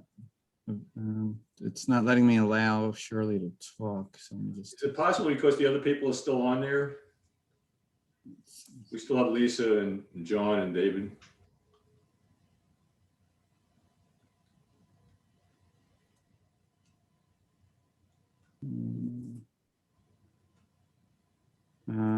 Allow to talk is not available because Shirley is using an older version of Zoom. Choose promote to panelist to allow Shirley to talk. So are you okay with that, Mr. Chairman? Yeah, go ahead. Okay. Okay, Shirley, can you hear us?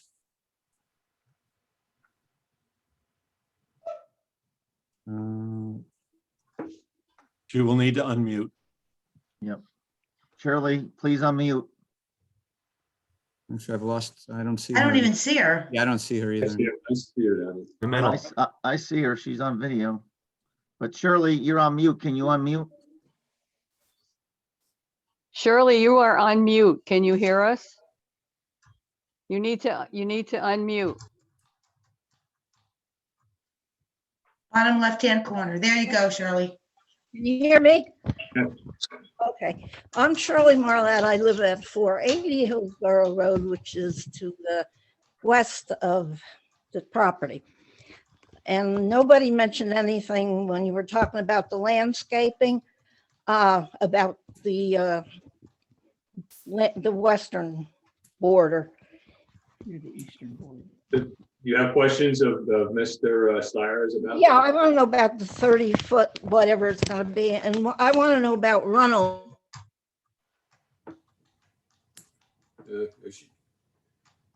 Oh, Shirley, can't hear. Shirley, we're not hearing you for some reason. So I want to know what they do about that. And also, I don't know what we do in this case because She's got if Shirley. they can put a barrier along that property. Mr. Chairman, you do know I'm not getting that, right? right, Yeah. okay, we're having a technical problem with Shirley. She's, it's not, her audio is not coming through. Yeah, I don't think I have much control of that. It might be on her end or a network issue. Yeah. Can you hear me? Now I can hear you. Okay. Well, I wanted to know about that 30 feet is going to be beyond the parking spaces, right? The 30-foot barrier. If you can see this plan, the 30 feet is this location right here. So there will be tree plantings in the 30-foot conservation easement. Okay, well, the Supplemented. parking spaces are what, 100 feet long? I mean, for all those on that side. Well, a single parking space is 9 by 18. I wanna know, that'll be paved, right? So when it rains, the water's gonna go someplace.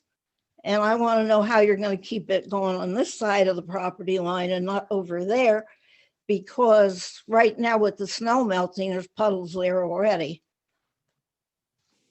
Well, the parking lot will be all collected and directed into a detention basin in the front of the property. Pretty much the area. Well, how can you make the water run uphill if my property is lower than this property? It's not running uphill. So it'll run downhill into an inlet and then into the detention basin in the front, which is basically, lack of a better term, a hole in the ground to hold the water. And it won't go on my property? Nope. I don't know. And those trees are not big enough to be a barrier. And also, if the parking lot has poles that are 15 feet high with lights on them, you can't block that with a tree that's 10 feet high. Well, it's anticipated that the trees, when they're planted, it will probably be 10 feet high and then grow from there. What do you mean? The trees we're planting are between, the deciduous trees are between 14 and 16 feet when they're planted. And the evergreens are 12 to 14 feet when they're planted. And they're going to be a barrier to the noise and the light and the pollution? I doubt there'll be any pollution, but the intended to buffer. Isn't there exhaust from the cars? Well, yes, there is. How can you park 60 cars there and not have any exhaust?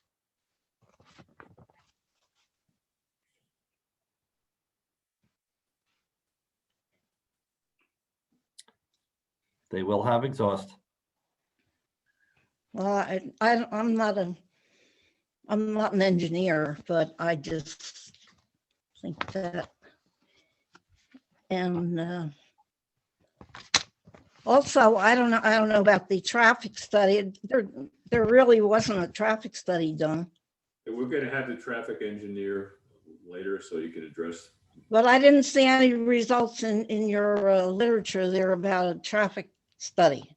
It said it would be done after the fact. If the proposal is okayed, then they're going to do a traffic study? That's how I read that. Mr. Ogrodnik, you're going to be your witness, right, Gary Dean? Yes, and I would refer to the documents that are provided and are available. There's a May 6, 2020 traffic and design traffic impact statement from Gary Dean, who's our professional engineer that is going to address the traffic. He's next. Well, I'm not a professional engineer, but I can count cars. And Okay, so again, if you could hold that question for the professional that's going to talk about them. Today, between 4:30 and 4:40, there were 72 cars go by my house. I Okay, can count them. Okay. I caution you again that the board is not permitted to consider any testimony that is given under oath, not given under oath. If you have things you want to say that you want the board to believe as true, you must say that at the correct time, which is not now. Oh, I'm sorry, and I'm sorry. And you must be sworn. I'm sorry, I didn't realize I had to be sworn. No, I think the board understands, you know, the board is familiar with this procedure and members of the public are not. Yeah, well, I'm not. He reminds me every meeting, so don't worry about it. Any questions, Mr. Witness? Okay. Okay, so I think we're ready. At this point, I don't see any more questions. So Jim, if you could close the public line, and I think Tina's she's been working for 2 hours now. So I'm going to suggest we have a 10-minute break. Mr. Chairman, I would like to follow up on one brief thing with Mr. Stiers. It's really a legal issue that I believe, should have an answer to. Certainly, I can hold that till after the break, but if you prefer, I can ask. Go ahead. Get it out of the way. Mr. Stiers, you made reference to the, or perhaps it was Mr. Ogrodnik made reference to the change in the township ordinance with respect to stormwater. And certainly, you know, members of the public probably don't, that the state has required municipalities to adopt new standards. But my question is, I think, straightforward. Is the plan that is presented this evening, does this comply in all respects with the new ordinance, or does it comply with the old ordinance, or both? At this point, it would be the old ordinance is what it's being governed by. All right, I ask the question for this reason. This is not a question. This is a point Mr. Ogrodnik might want to consider, but in any event, I point that out because as I understand the DEP guidance, an application is judged by the old ordinance as long as it is, quote, complete, unquote, before the new ordinance becomes effective. It strikes me that this application, what is presented this evening, is quite different from what was presented before. And I think it raises the legal question about whether the application as currently presented was complete at the time the new ordinance was adopted or not. Not saying I have an answer to it, but I just don't want to blindside people later if that is raises a question. And Mr. Chairman, if I can ask your forbearance just a brief while longer. I have observed that there are a number of people who've asked questions who are not on video. I read to you a section of the mandated requirements, state mandated requirements for public meetings that, including this one, that are conducted remotely. One of the requirements says, all individuals giving sworn testimony at a remote public meeting shall appear by video in addition to audio. Again, I don't want people blindsided later, but those people who are not appearing by video, the state rules on remote meetings like this one will require you to be presented by video as well as audio if you are going to present your testimony. That is, if you're going to give testimony under oath. Okay, so they can ask, so as I understand you, they can ask questions like they have been, but later on, if they want to present facts, you know, as a witness, they have to be on the video. Is that right? Correct. That is the way I understand the state requirements. Again, it just says all individuals giving sworn testimony. I would not interpret that as individuals asking questions. Okay. So anybody that dialed in that wants to make a statement later on, you're going to need to come in on the Zoom. Okay, and Mr. Chairman, just real quickly, so I don't forget, during the break, I recommend that you know, everyone mutes their microphones and their video feed, as the recording will still be up and running during the 10-minute break. Looking at the screen, I see those last 5 public that talk is still up there, so you might want to get them off. I'm sorry, Mr. Chairman? you know, for instance, Patty and David Warren and Lisa, they're still up, showing as panelists on my screen. Okay. I'm not sure why. Patty, I have as just an attendee. Yeah, but she's Yeah, but you showing- got to put him back in the room. Oh, Yeah, I'm not okay. sure if I have to click the leave, but I wasn't sure, so I just muted myself. If you hit leave, you'll probably leave the entire meeting. That's what I Jim, thought. there's got to be a way for you to put him back into the waiting room. Yeah, when we close You public, could that's what you do. figure it out on the break if you Okay. want. So who do I need to bring back in? I'm sorry. Patty, David Warren, Lisa Elwood, and the phone number. Okay. Okay, so it's 9:10. Let's take a 10-minute break. At 9:20, everybody come back and mute yourself as you leave. See you in 10 minutes. Yes.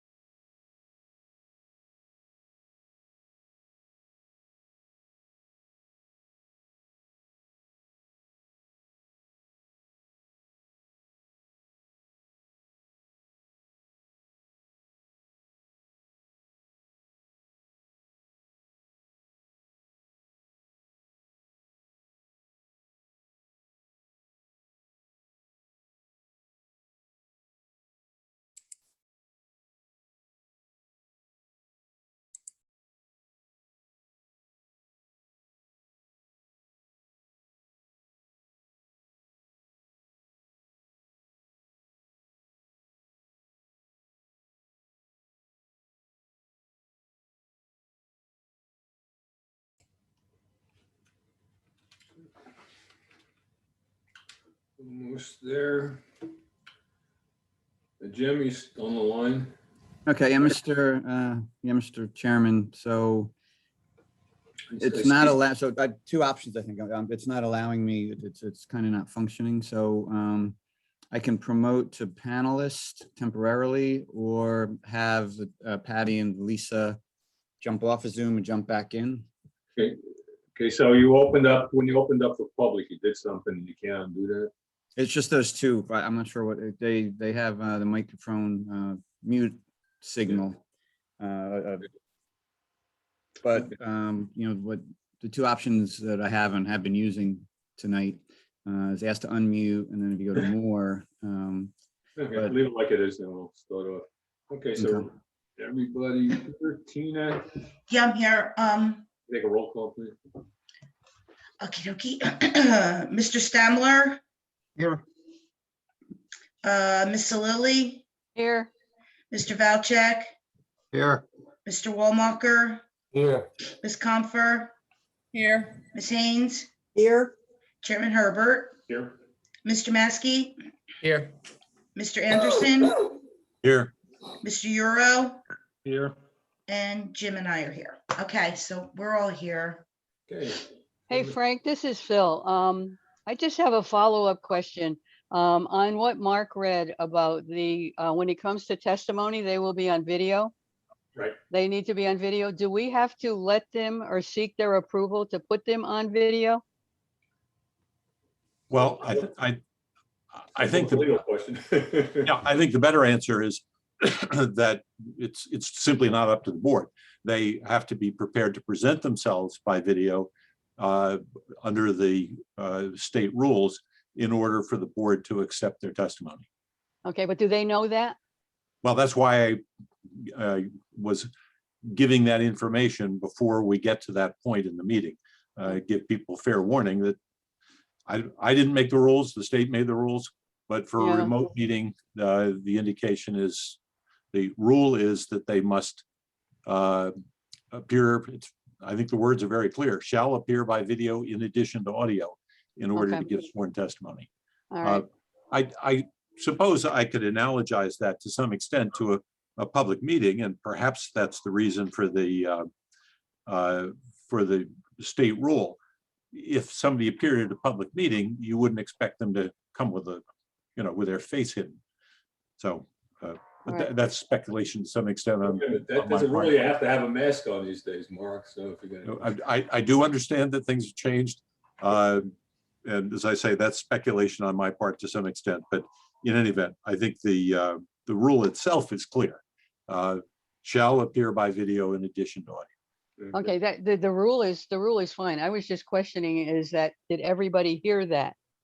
Since we Oh, put them on one by one, or doesn't it matter? Well, I think that's a fair question. My information was intended, of course, for the board, but also as providing information in advance to members of the public. So I think it's a reasonable question whether members of the public heard that. I don't know how they'd be aware of this rule if other than my providing it to them. Thanks, And Mark. And God knows what happens if we have a technical problem, they can't start their videos. Absolutely. Yeah. The state has not provided an answer to that logical question. We're breaking ground here. Okay, Mr. Ogrodnik, back to you.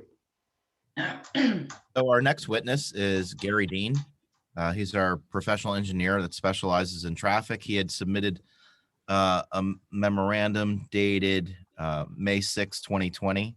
And I asked that he be sworn in. He did not testify at the last hearing. And I'd ask that he be sworn in now. And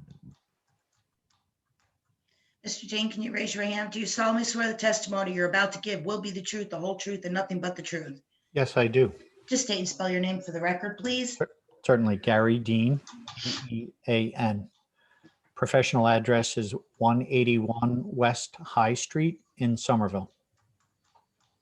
Mr. Dean, could you please give the benefit of your education and qualifications to be qualified as a professional engineer in the area of traffic? Certainly. I'm a graduate of Lehigh University with a Bachelor of Science degree in Civil Engineering and a former member of the faculty of Lehigh.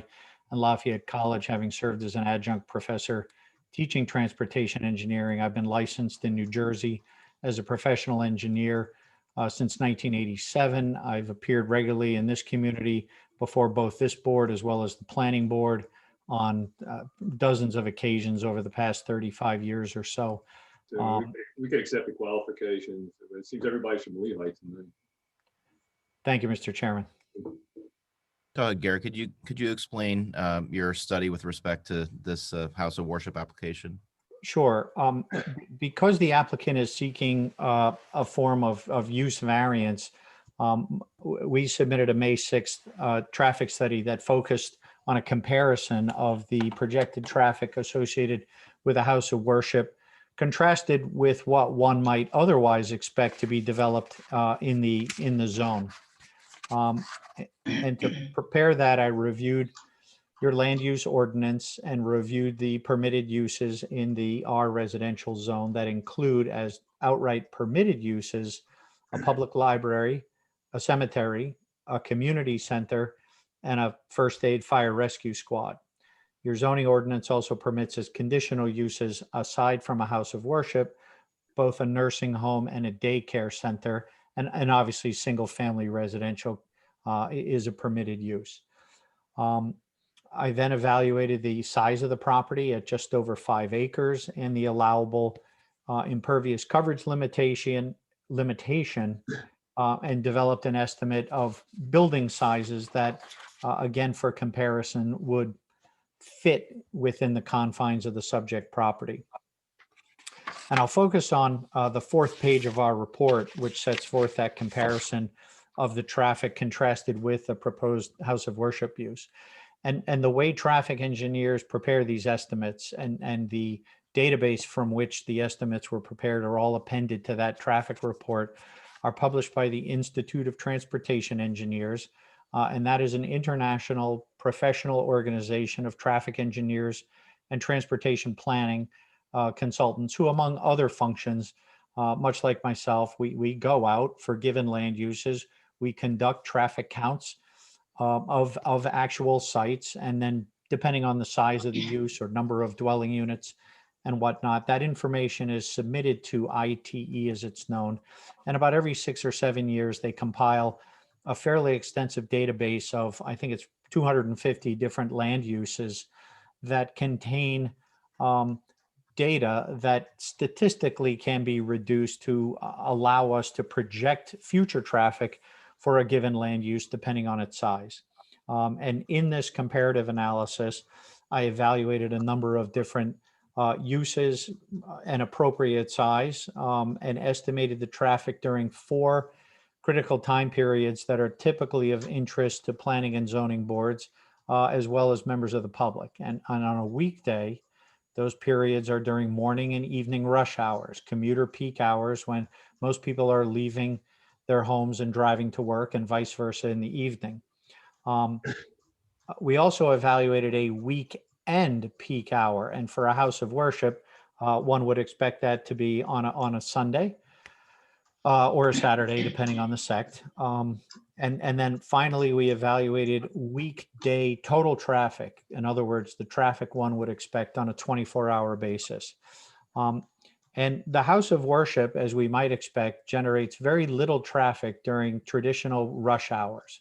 As most boards are focused, as our traffic professionals, of evaluating elements such as roadway capacity and the ability of a driveway to function when the road system is most constrained. That's typically during the morning and afternoon weekday rush hours.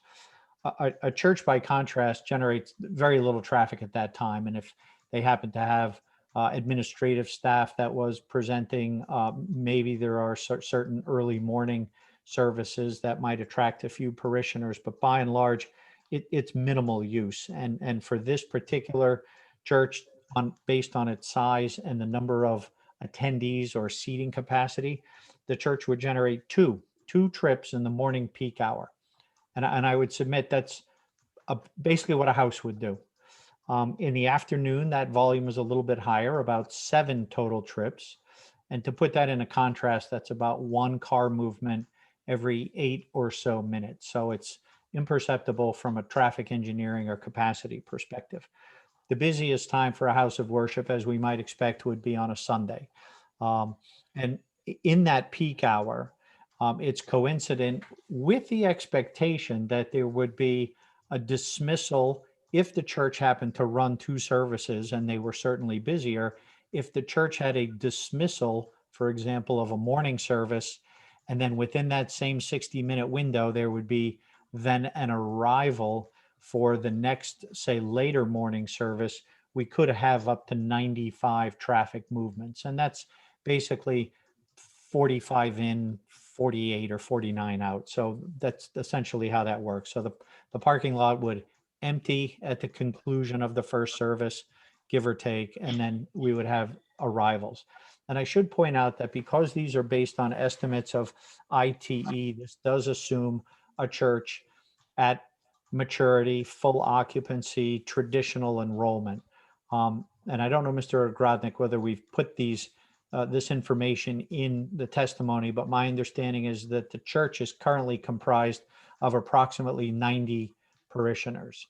And obviously the seating capacity has been designed to accommodate growth within the community as the church's outreach continues. So that's why the parking lot is sized accordingly, as is the sanctuary. And the expectation is when the church first opens, there may only be a single service, and there may only be 40 to 45 vehicles with roughly 2 people per vehicle. So it isn't until the church reaches its greater capacity that we might even approach the numbers I've used in my report. And then finally, on a weekday, a typical house of worship may have up to 64 trips, which is 32 people coming in and 32 people leaving for church business throughout the day. As we contrast this with some of the other uses as permitted in the zone, and in my opinion, that is the litmus test, and you'll hear from our planner, is this particular use out of contrast with what is expected in the zone? As you've heard from Mr. Ogrodnik, as well as I believe Mr. Anderson, the church is a permitted use in the zone. It is by virtue of this particular lot's size and the limited frontage, which I think is deficient by only 5 feet, that it doesn't meet your requirements for the conditional use standard, thereby elevating the need for the use variance or the D variance. But we do need to compare that permitted use as a conditional permitted use with other permitted uses in this zone. And a library, by way of example, would generate 10 times more traffic easily than a church would on a weekday. And certainly throughout the day, literally 1,000 more vehicles than would a church. A community center at 21,000 square feet would generate roughly 40 vehicles per hour and 600 on a daily basis. And I use these volumes only to say your ordinance sanctioned a certain number of non-residential uses in this zone, and a church is one of them. But as I compare all of these other uses, including things like a daycare center and a nursing home, I won't go through every number, they're in our study. They all generate significantly more traffic than the proposed house of worship. And in terms of how does this use fit within your zone plan, in my opinion, it is consistent. Your zone plan anticipated a house of worship in the zone. And it is certainly among the lowest of the other permitted and conditional uses, except for a single family home on the site.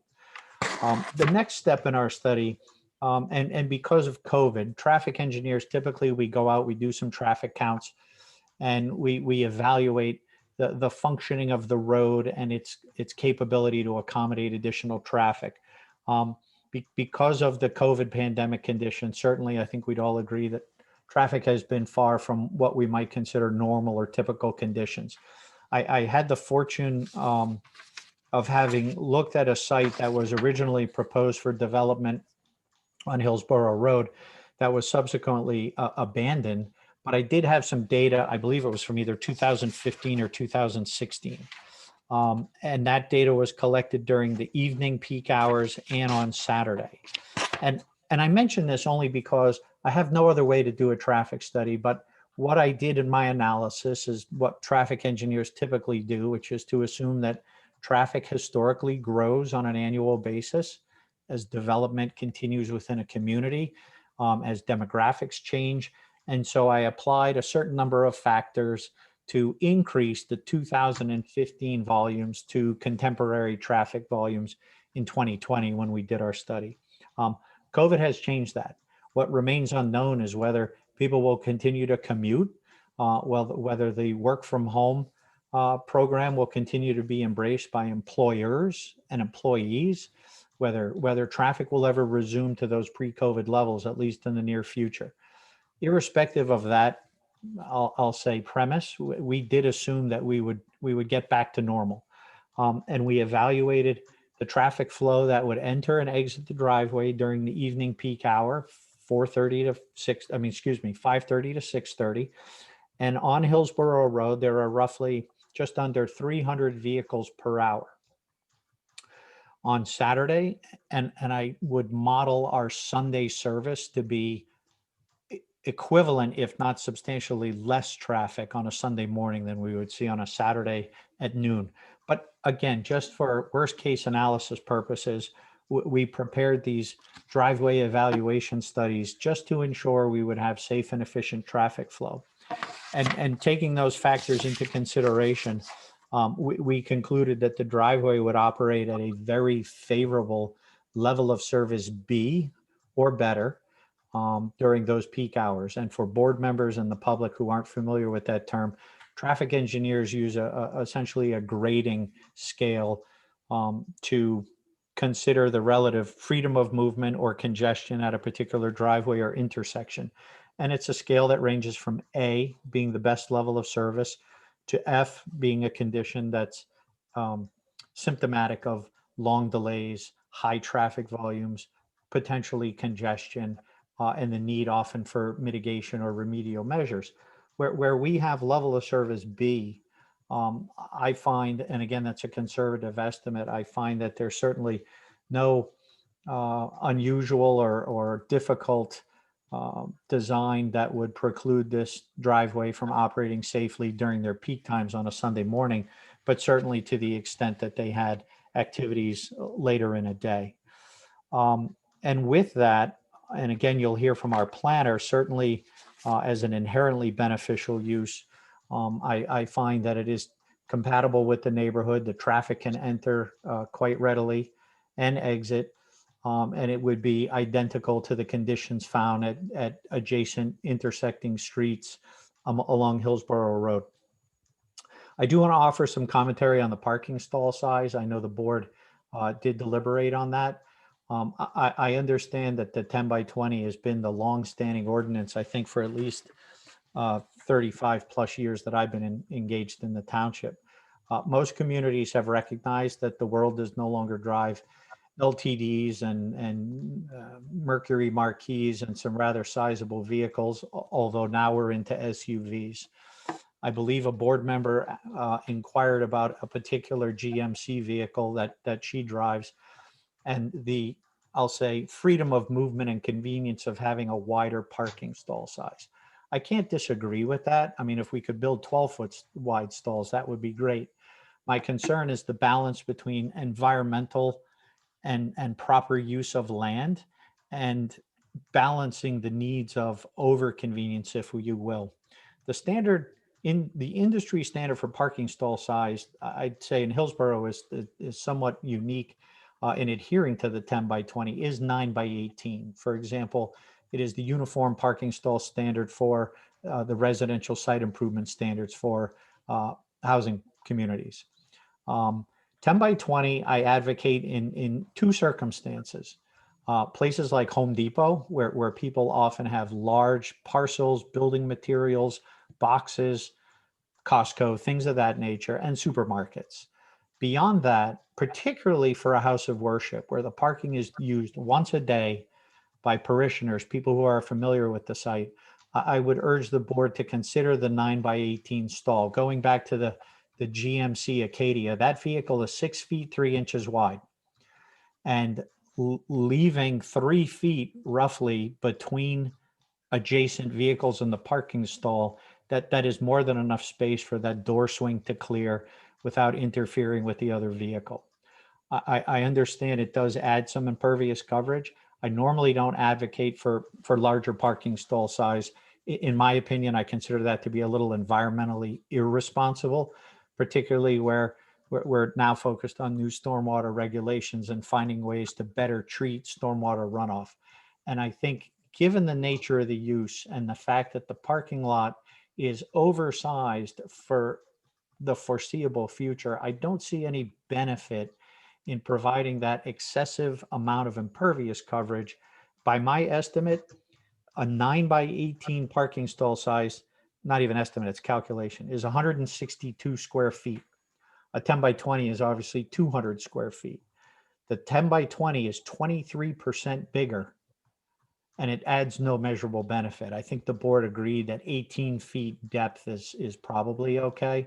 But the 10-foot wide is, again, more luxurious and accommodating. I just don't think, given the nature of the use, that will have infrequent parking turnover, unlike one might find in a retail center, that the benefits of that don't outweigh what I consider to be the consequences. But as you've heard from Mr. Stiers, the applicant is willing to make that adjustment if you believe it's appropriate. I just think from a traffic engineering perspective, looking at where vehicle sizes have diminished over the years, and in fact, vehicles like a Toyota Camry are significantly smaller, Honda Accords, things of that nature. So, but for the SUV crowd, and I understand there's the occasional pickup, I have one, they are nicer, but I can park in a 9 by 18 stall. So, and that's in a Ford F-250. So it's not necessary, but I understand it does provide a little more of a generous design. Beyond that, Mr. Ogrodnik, I don't know if there was anything else for me to cover other than with the impervious coverage and the buffer concern. I know the police department has, I'll say, essentially mandated the secondary fire access. I think, again, the nature of the use needs to be evaluated in particular. I did a little research in a few houses of worship in the community, and I believe the Faith Lutheran Church on South Branch Road, St. Joseph's, which has an enormous parking lot on Colonial Road and Yorktown Road, they don't have secondary access. The Brookdale Assisted Living Facility on Otten Road only has a single way in and out.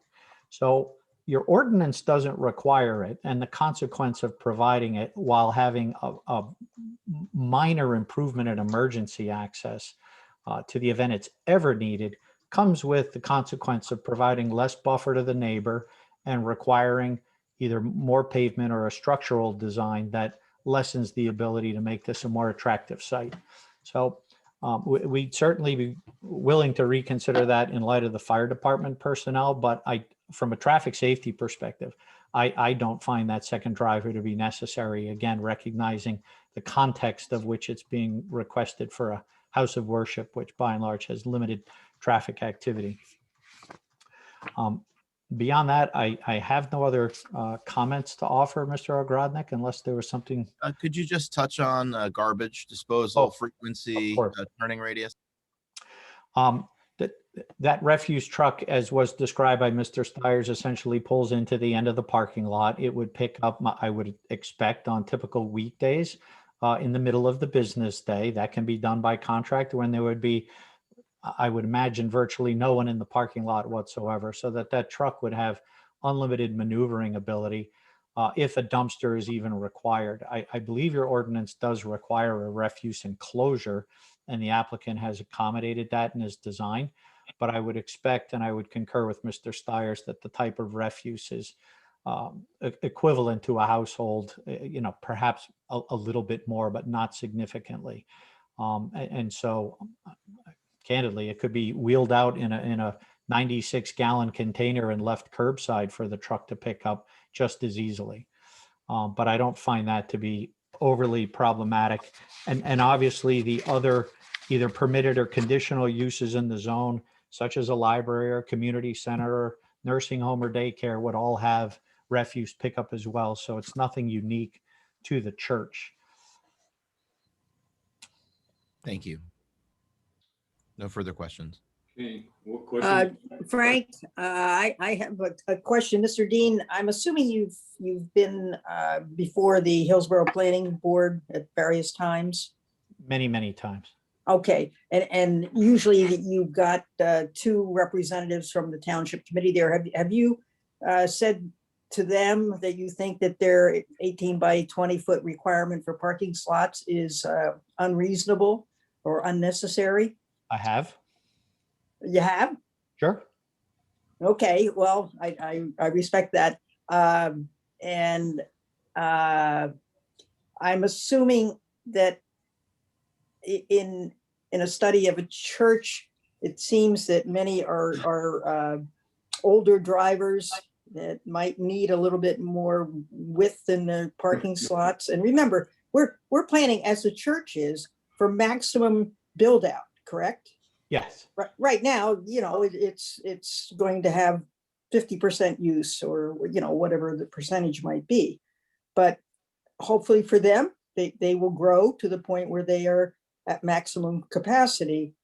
And you're still saying that the 9 foot width will be fine for every driver. Part of my reason for advocating it, and again, it's balance.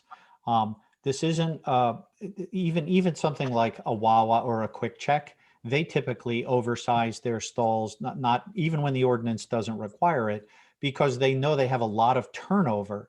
And with many people pulling in and out, it does facilitate better traffic flow. For a church, it's a little different Wait a minute, pattern of back up. traffic. Why would that facilitate better traffic flow? You lost me there. Sure, because there's so much in and out traffic, people can just pull out more quickly and pull in more quickly, and it doesn't congest, say, for example, in front of the convenience store near the gas pumps. A church has a little different entering and exiting pattern where most people pull in one at a time and they take the closest spot, and then the next person in takes the second closest spot, and so on and so forth. So there's the expectation, because it is a slow but steady arrival, and we don't have simultaneous ingress and egress like we would have at Quick Check. We have a very orderly, systematic pattern where people are arriving before the service and then leaving a bit more scattered at the end. I would concede that, but it's a very slow process, and it's not a retail store where we need to accommodate high volumes of traffic so that we don't congest the access aisles within the facility. So it's the nature of the use, but I just, listen, I personally love parking in a 10 by 20 space, but I find it unnecessary for day-to-day life. And again, we're not driving 59 Cadillacs anymore that are 20 feet long. I think the longest car on the road today is an 18-foot. Yeah, but we're saying the 18 feet is fine. We're not contesting the 18 foot versus 20 feet. It's the width that at least concerns me personally. And I understand the balance between impervious and parking width, but there also has to be, depending on how busy this parking lot may become in the future, you know, the safety aspect, the property damage, you know, how many cars get slammed into the side of other cars and things of that sort.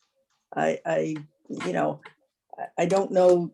And when church is over, a lot of people leave kind of at the same time. Some do, some don't. I mean, I think the applicant has agreed to provide you with the wider parking stall sizes.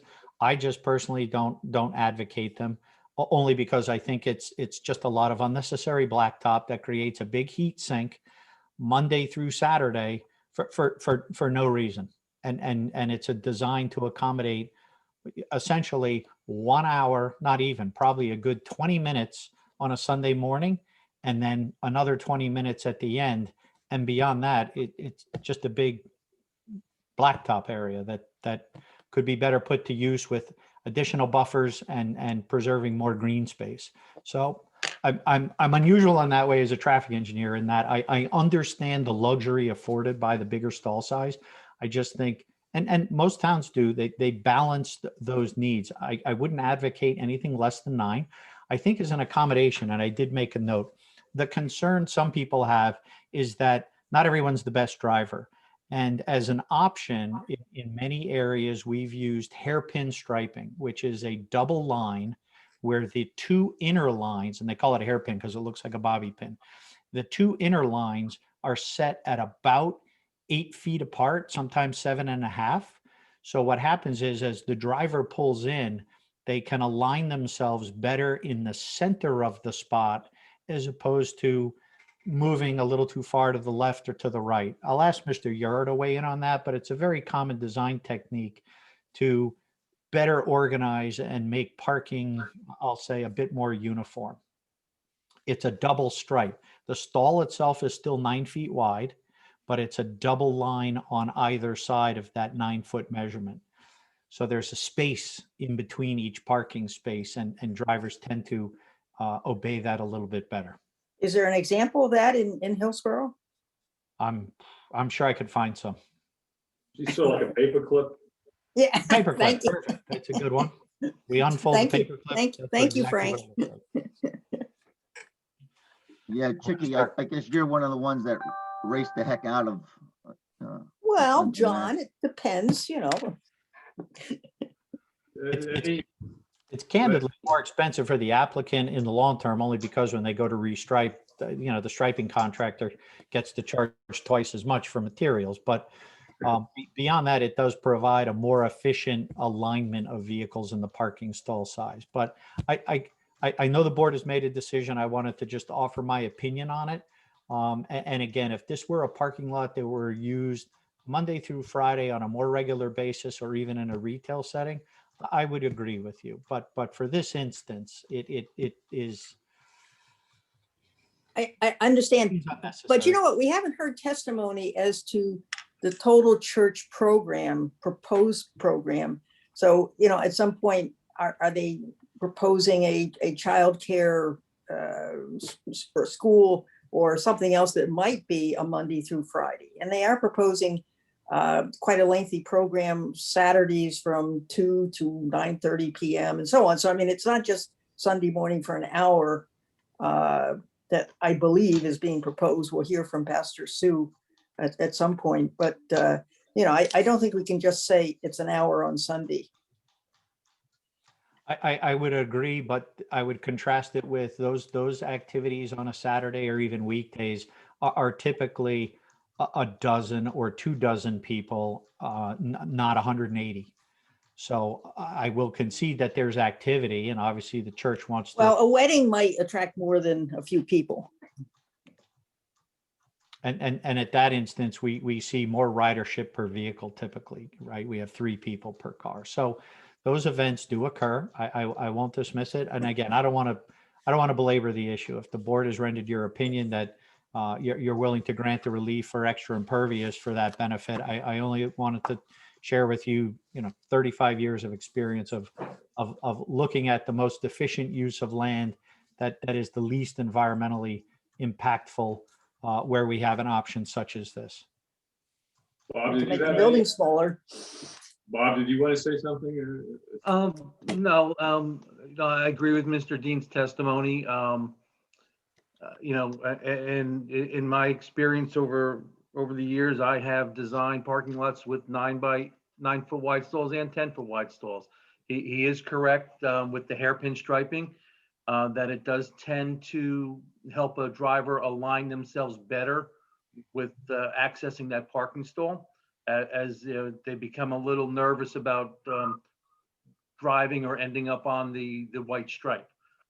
So that is a consideration. But again, I would leave the decision to the board. Mr. Dean is correct, there is not much use on the property during the week, and you will have that, the additional traffic on site during the services on the weekends. But I've designed parking lots both ways, and I would leave it up to the board. I support the board in their decision. Any other questions? If not, I have 2 questions for Gary. First of all, is there a possibility of having a few oversized spots for the big vehicles? Is that? The challenge with that type of parking arrangement is, you know, I'll say the regular automobile driver decides he likes that spot better, and then it defeats the purpose. So the only time that ever, I'll say, really works is, and it has nothing to do with the church, but you know, highway rest areas, you know, where people are towing, or there are campers or even trucks, then oversized spaces that are 40 feet in length make some sense, but certainly not within a church application. It's impossible to regulate. Okay, my second question, so let's say, you know, all 60 spots are going to be used, and let's say, you know, there's 60 people or 60 cars going to arrive in what, 10 minutes, 15 minutes, 20 minutes, you know, how fast are they going to come? What's going to be the impact on Hillsborough Road as that many cars are trying to get into the property? Sure. As you've seen from Mr. Steyer's plan, there is widening that is proposed along Hillsborough Road. It is a frontage improvement that creates, I'll say, the semblance of an improved shoulder and deceleration area.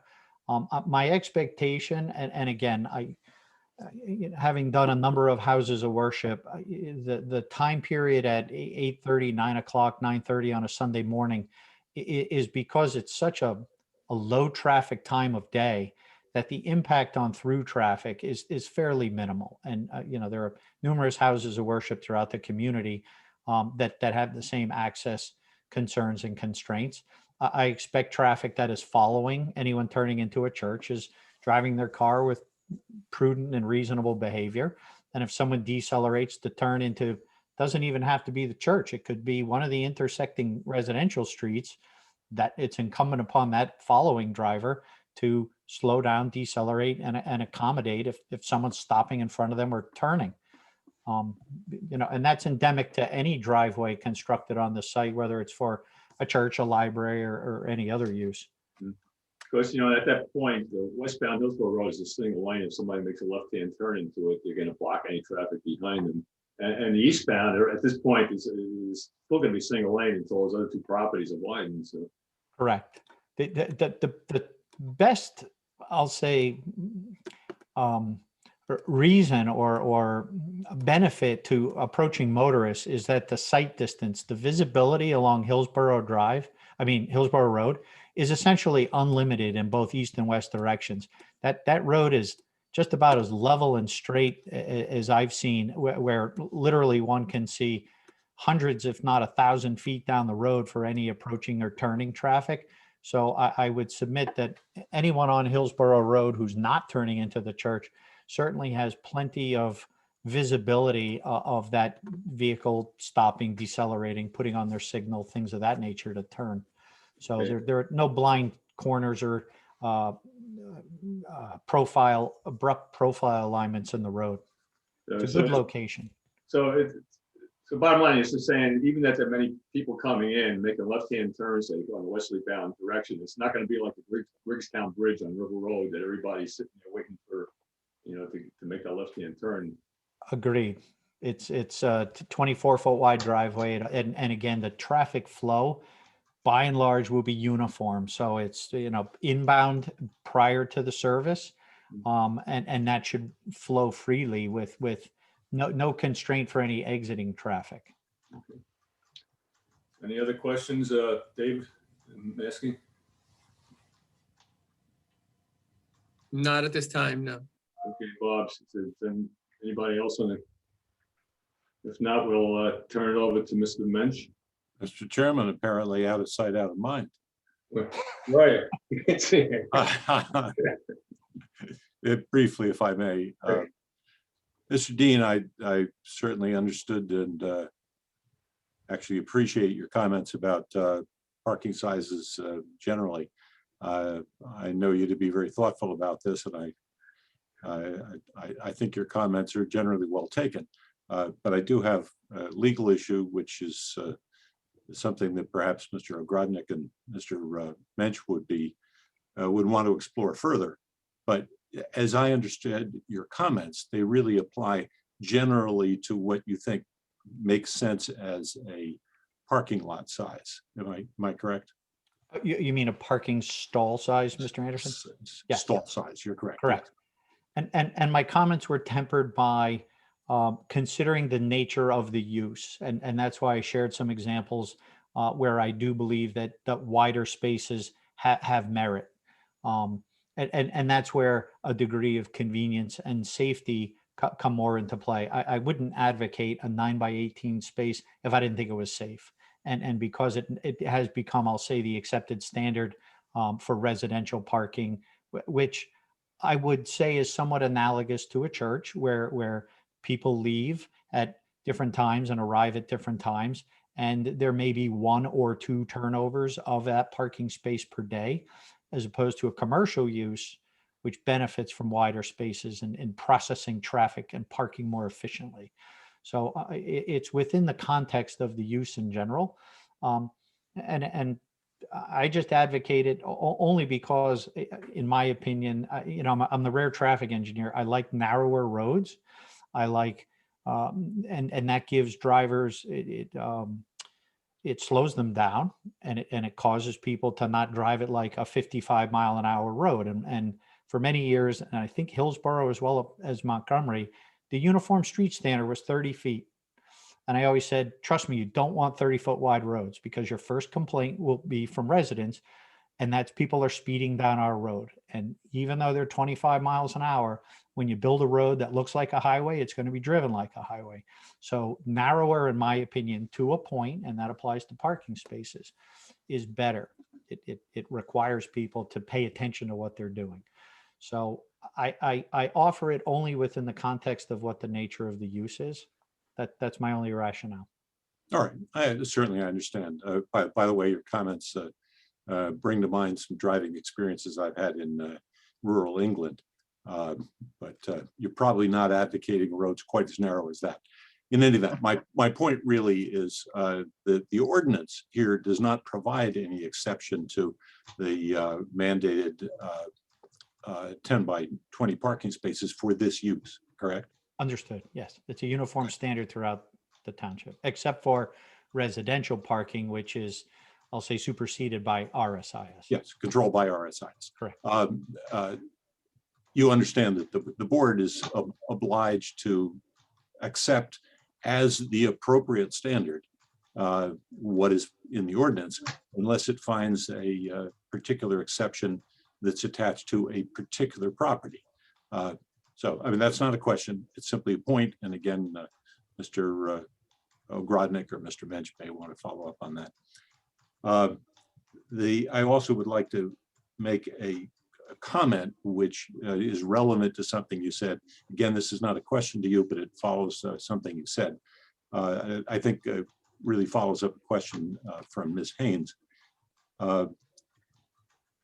If this is approved, I think that if, for example, a child care center or various other things were added, those would be considered normally accessory to the house of worship use. And in general, something like that would not be subject to further board approval. I didn't hear a question, so I'm. No, as I said, that is not a question. It's a comment really following up Ms. Haynes' question to you about Certainly. What happens if there's childcare. Churches often have accessory uses that are subordinate to the primary house of worship, and it runs the gamut. I mean, oftentimes childcare is part of it. Oftentimes counseling of different forms factors into it, and usually there is a community center or building that is separate and apart from the sanctuary building.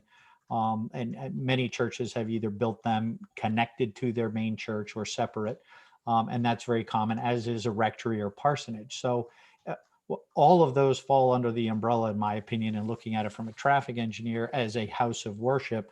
I know zoning sometimes doesn't always agree with that, but I would say for a house of worship use, historically and customarily, those types of ancillary components have always been part of the church's ministry in supporting and assisting the community.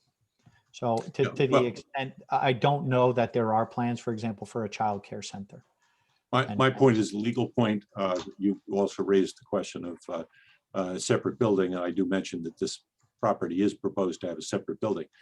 But in any event, at least my reading of the case law is that a childcare center, as an example, would be considered a normal accessory use. And if the church chose to establish it, childcare or a school, religious school, that it would not be subject to further board approval.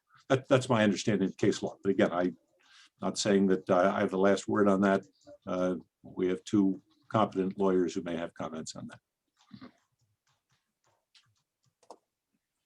That's all I have, Mr. Chairman. Thank you. Okay, so Mr. Mensch, we'll turn it over to you. Thank you, Mr. Chairman. Mr. Dean, I have some questions for you. I think the discussion over the size of the parking stalls is a little bit like the tail wagging the dog, because obviously we're advocating that the board deny the application, in which case it doesn't matter whether the parking stalls are 20 or 10 by 20 or a lesser size. But I'm going to start there with my questions and work backwards. With regard to, would I be correct in saying that narrower parking spaces would require cars that are turning into those parking spaces to take a wider turn radius to get into those spaces? Correct. And in this case, I'm correct that the driveway itself is also proposed to be narrower than the standard set by the ordinance, correct? I don't believe that's the case. I don't think Mr. Stiers testified to that, but I don't recall.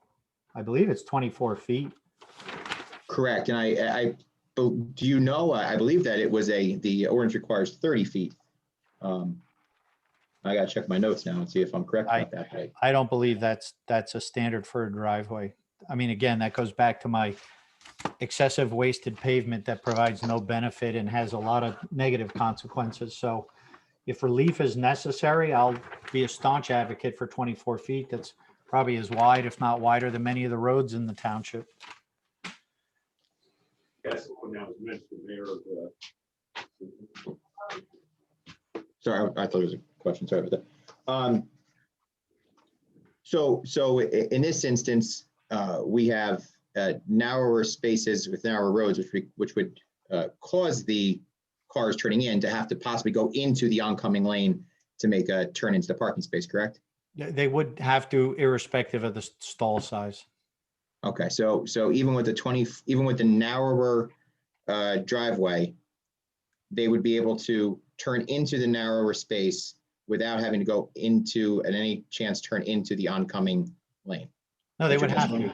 And same when they back out, they have to back out across the entire road width or the aisle width. I don't know a parking lot design that doesn't have that.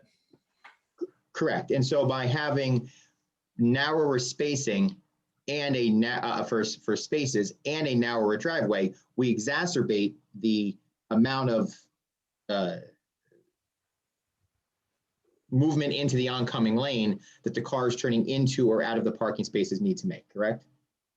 I don't understand the question. Sure. So right now, under the proposed plan, they have the smaller parking spaces and they have a proposed driveway which is less than what is set by the standard ordinance. I don't believe that's the case. I don't know that that's let's stop there then, and let's track that down, because I believe that the testimony before was that was the case. But if I'm wrong, then let's get that corrected so we don't waste your time. Give me one moment. Yes, if I may, the required aisle width is 30 feet. Thank you, Mr. Maskey. So and they're requesting a 24. Correct. So right now, a car pulling into the parking space would have to, as you testified before, turn into the oncoming lane to make the turn into the parking space, and would have to, when backing out, would have to back out into the opposite lane in order to back out of the parking spot and then drive, correct? Yes, that's correct. Okay.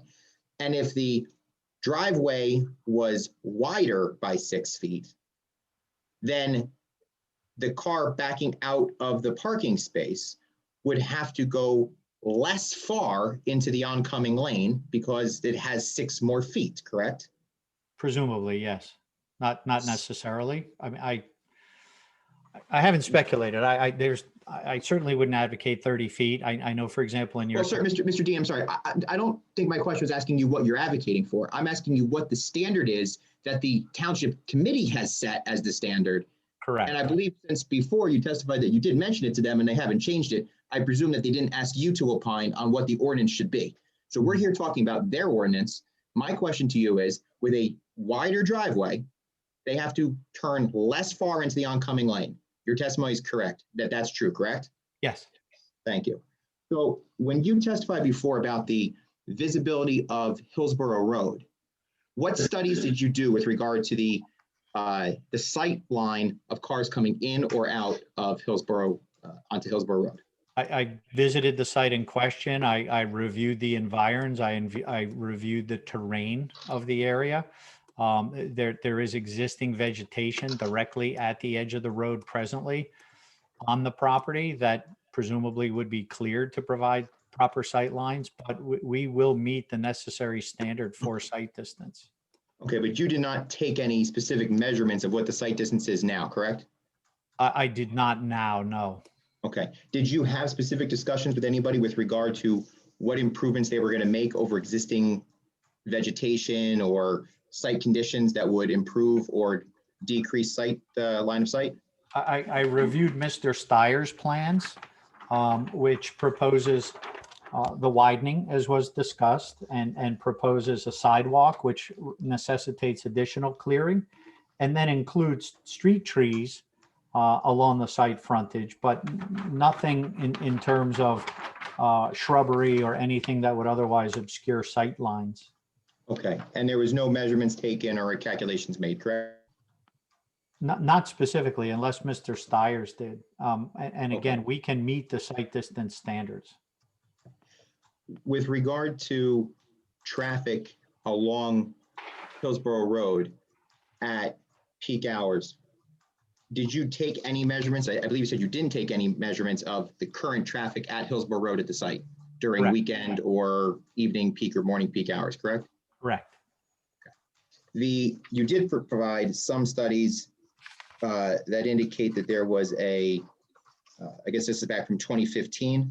Yes. Which you did for, I guess, another project, but you had the counts, correct? Correct. Okay. Did you do any, I guess you don't have any counts from that time with regard to any other intersections? No. Okay. Did you review the Township of Hillsborough Environmental Commission report dated November 10th? Yes. Okay. Did you see in their report, they asked for and noted there was no level of service analysis done for intersection of Hillsborough Road and Willow Drive, Beverly Drive, Ardsley Road, South Woods Road, and Amsterdam Drive? Correct. Okay. And I take it you still have not done any counts with regard to those intersections? No.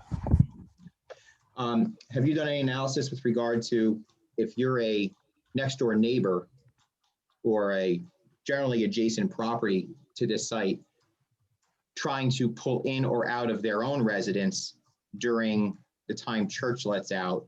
Have you done any analysis as to what their level of service impact would be as they try to pull in or out of their driveway at the same time? No. I assume that would be the same if there was a wedding or a special event, what the impact would be of the next door neighbors trying to pull in or out of their own sites. Correct. Okay. With regard to the study that you've, the report that you have provided, you have provided data with regard to proposed or potential various uses, correct? Correct.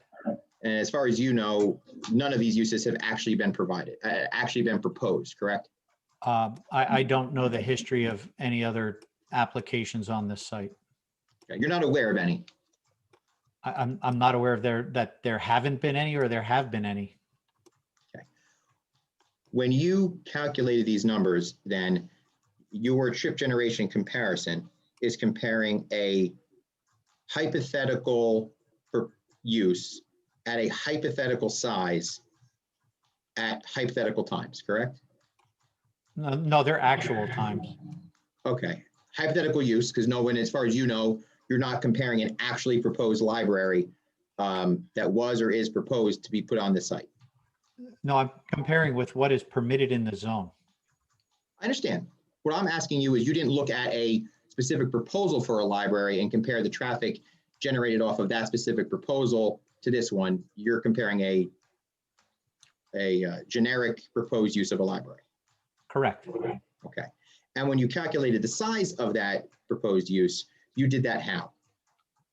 I did that by reviewing, I don't recall the calculations, but I reviewed the impervious coverage and I don't recall whether there was a floor area ratio, but I'm looking in our study.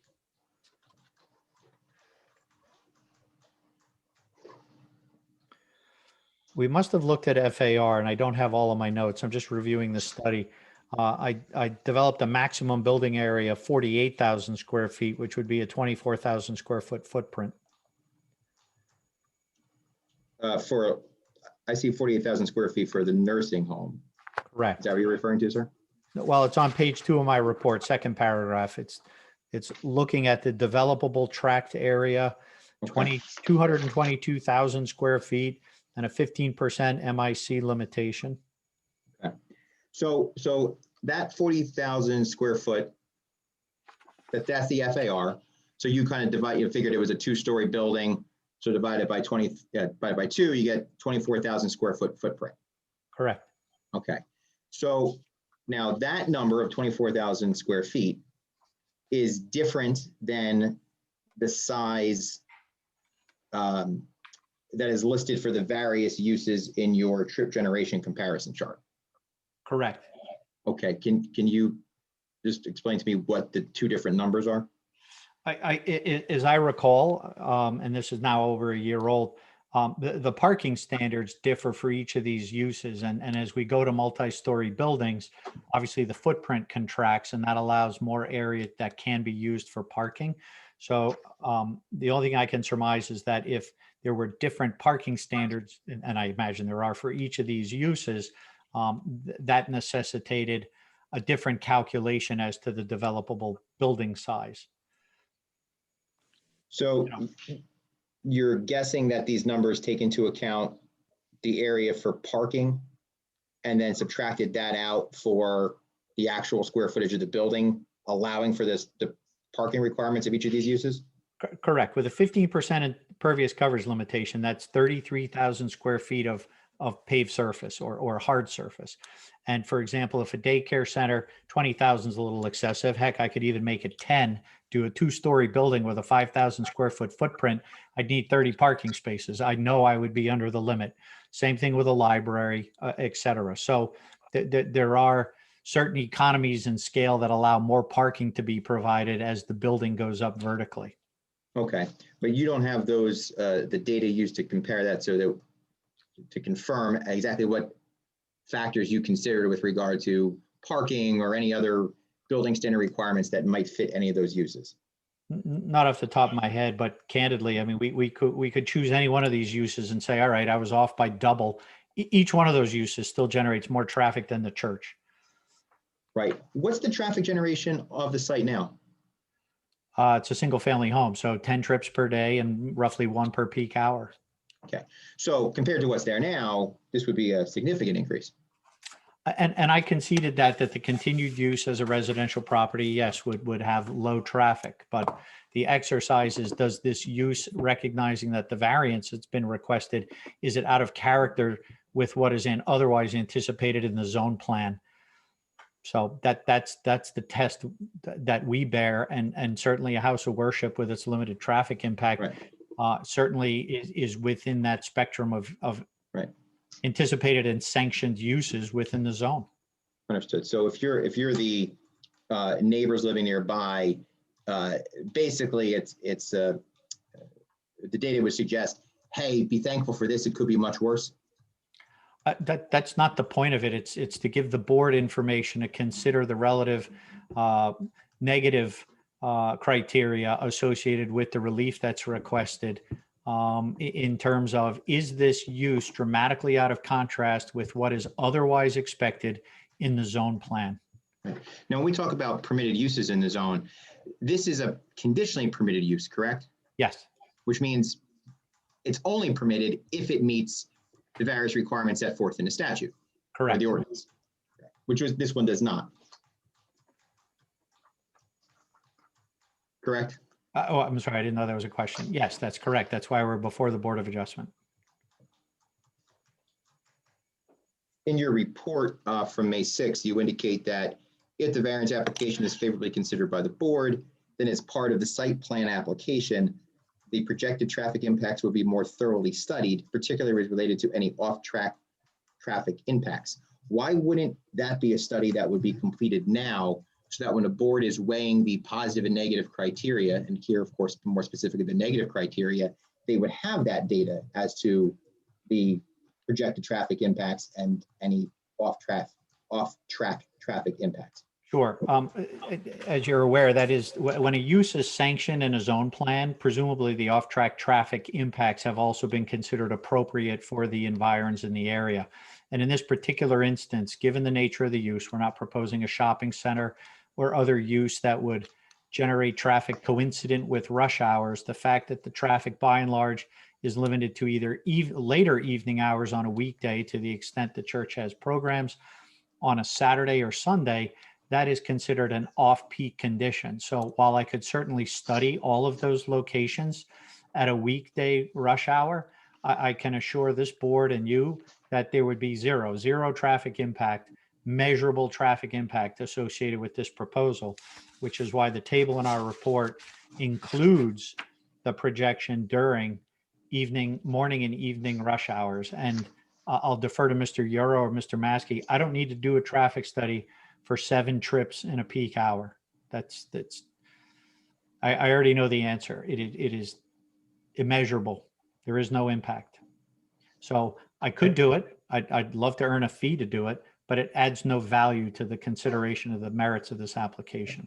When you determined that there was 7 trips in an evening peak hour, what data did you use? I used the data that's appended to the report, and it shows the trip generation. I'm going to look for it. It is land use code.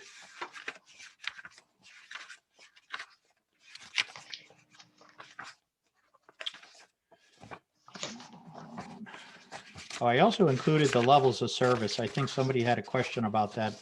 I see that that information was appended to the report. I used the ITE data for a house of worship. And that data is for a generic house of worship, correct? Correct. Okay. So what does 7 trips? Excuse me, it's John Stamler.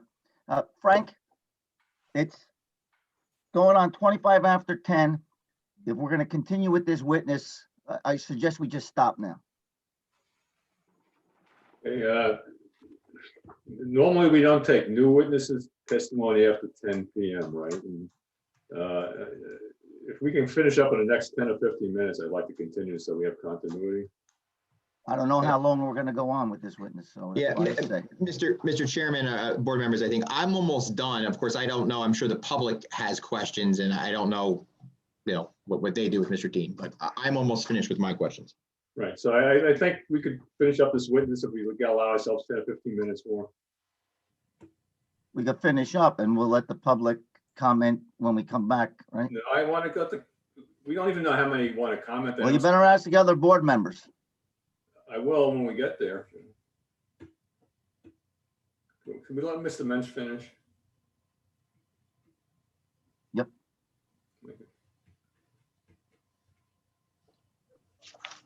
Mr. Chairman, you want me to proceed? Yeah, please proceed. Yeah. Thanks, sir. Mr. Dean, I think you just answered my last question, which is the ITE, if I'm saying that right, trip generation was not specific to this site or this church, correct? The IT data is for a house of worship. The other two, I'll say religious land use categories available from ITE are a synagogue and a mosque. And we're neither of those. So a house of worship is the appropriate land use category. But so then my last question for you is the data that you've provided in this chart is based off of, not based off of specific understanding of how often they're going to meet on an evening or what the size of those meetings might look like now or in the future. That's based off of the chart that you just talked about.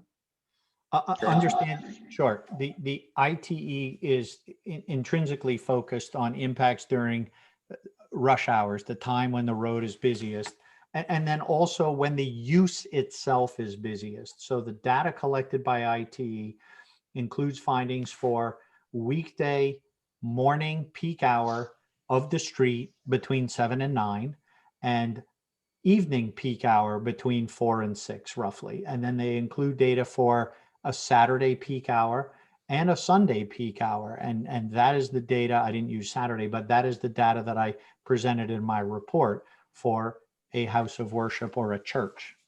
And it is based on studies of other houses of worship. So it is a database from which, depending on the size of the facility, so that the projections are based on the seating capacity, because seating capacity has a direct correlation on the ability to generate traffic. What generates traffic? The worshipers. So if we know how many are attending at full capacity, we have a projection of traffic. Okay. Thank you. I have no further questions, Mr. Chairman. Frank, I have a question of Mr. Dean.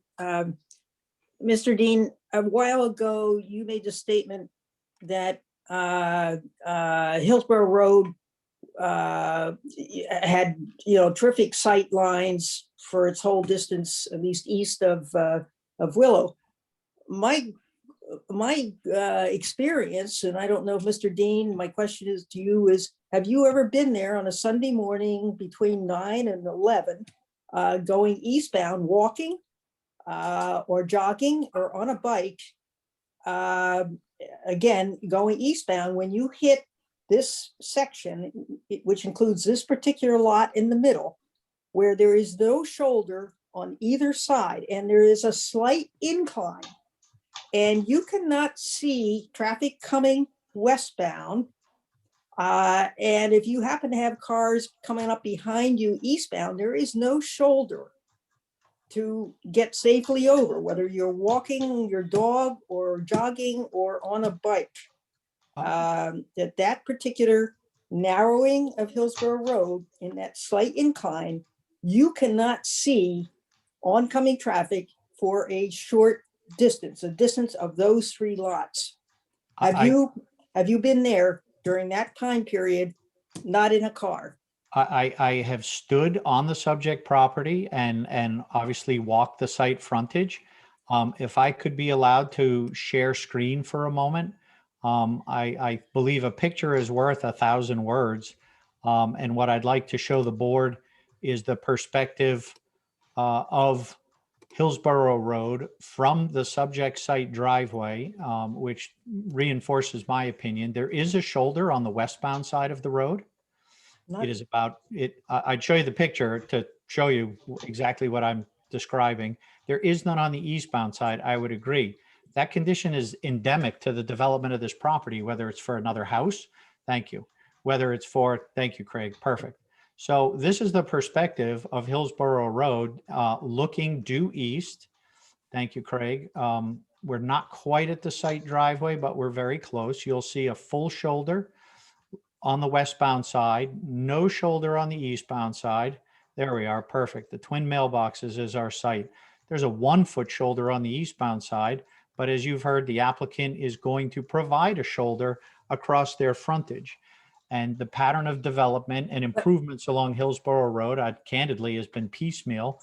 But as we go down to Beverly, you'll see a shoulder has been constructed when that subdivision was put in. But Mr. Dean, that's not what I'm saying. You've got, what I am saying is if you are back up a little bit to the west, those 3 lots, of which yours is in the middle.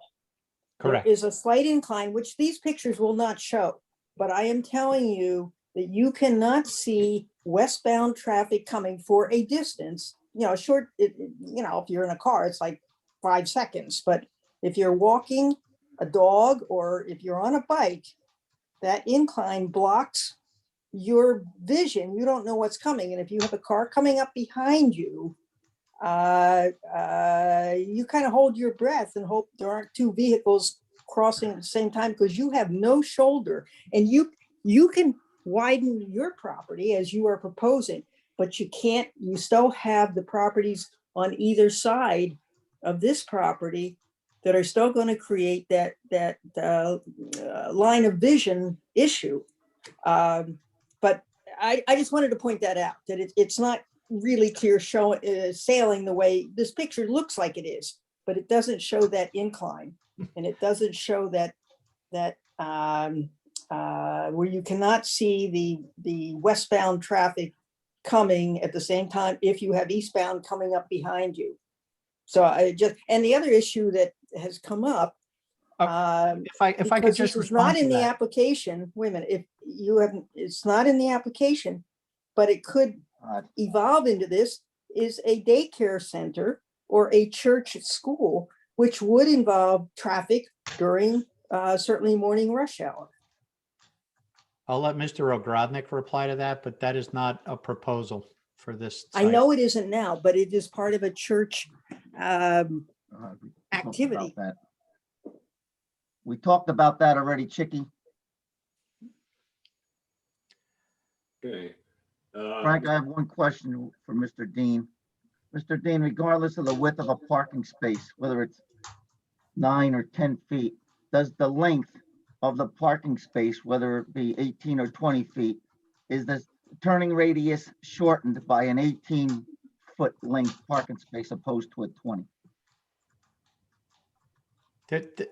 There's 2 fewer feet in the aisle. In other words, Right. I don't care where the stripe ends. If a car is only 15 feet long or 16 feet long, they still have the full half aisle width and then the additional space they don't need. So,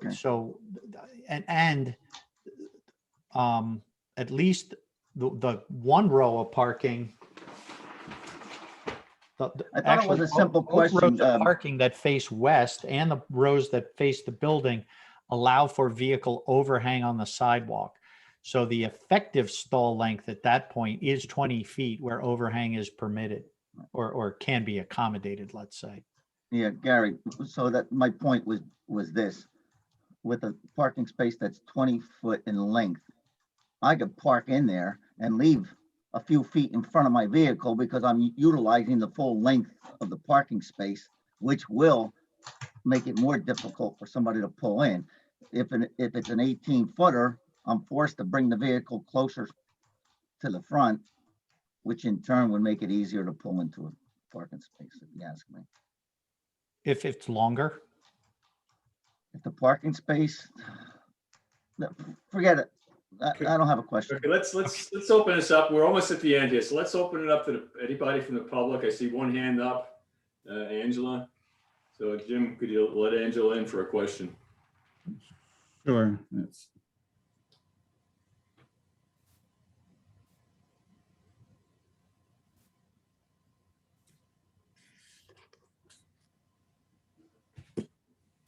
Okay, actually, I'm gonna have to promote Angela as a panelist. I'm not sure where the disconnect is, but we'll do that temporarily. Go ahead. Okay, Angela Tang, you're on. Angela? Angela Tang? Angela, you have to unmute yourself if you would like to speak.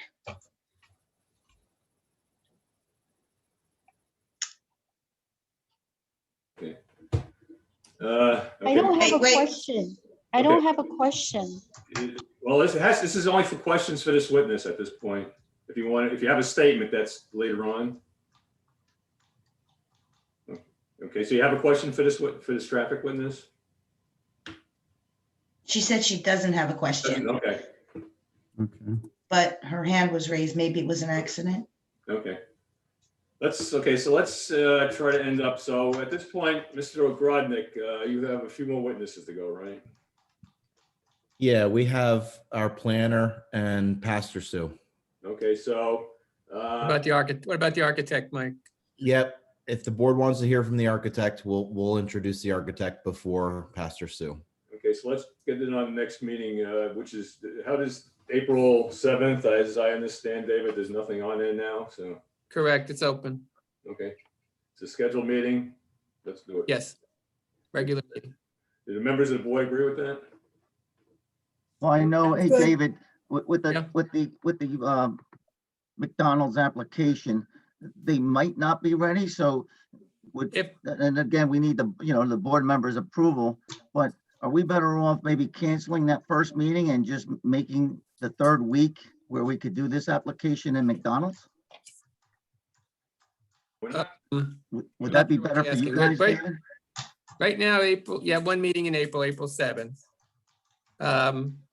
We can obviously shift harvesters to that day. I don't know how much more it sounds. You know what, John, you know what? I think this is going to take another whole meeting by the time we wrap up 3 more witnesses and. Right. Okay. So let's go with the 7th. Okay, sounds good. With or without notice, Mr. Chairman, Mr. Anderson? I'm mute. It is up to the board to decide. I have not yet heard a request, but if Mr. Ogrodnik wants to make a request to do it without further notice, it would be up to the board. I would make that request. After our December 2nd hearing, we did renotice, although not required, just because I wanted to button up some loose ends with respect to the anticipated impervious. Okay, and Mark, he would not have to renotice just to adjust the impervious? I don't believe so, no. Okay, good. First of all, he has renoticed to adjust it to what was requested this evening as opposed to before. But if there's a further request, it appears to me to fall within that narrow exception because it's something that it's come from dialogue with the board. Right, okay, so no renotice for the 7th. I do not see a legal requirement, but it's always up to the board to decide whether the public ought to be provided with additional notice. I don't think we need one either. No, I don't either. Do I hear a motion? Motion to move the meeting to the, what is that, the first Wednesday of April? April 7th. April 7th. April Is there a 7th second? without renotice. Second. Those in favor? Aye. Aye. Any opposed? Hearing none. See everybody on the 7th. Mr. Chairman, if I may, just I know there are a number of members of the public present, people who may not be familiar with the process. What has just happened is, I think the easily understandable part is that the meeting will be continued to April 7th. The question about notice, the board has indicated, I've indicated to the board that there's no legal requirement that you get additional notice. The board has determined that it is not necessary. You will not get further notice. There will not be a further notice in the mail. There will not be further notice published in the newspaper. This is your notice that this will continue on April 7th of this year. Thank you, Mark. Everybody have a good evening. You want motion to adjourn? Oh, I thought, okay. So moved. Motion to adjourn. Motion to adjourn. Anybody opposed? Good evening. Good night, everybody. Happy St. Good night. Good night.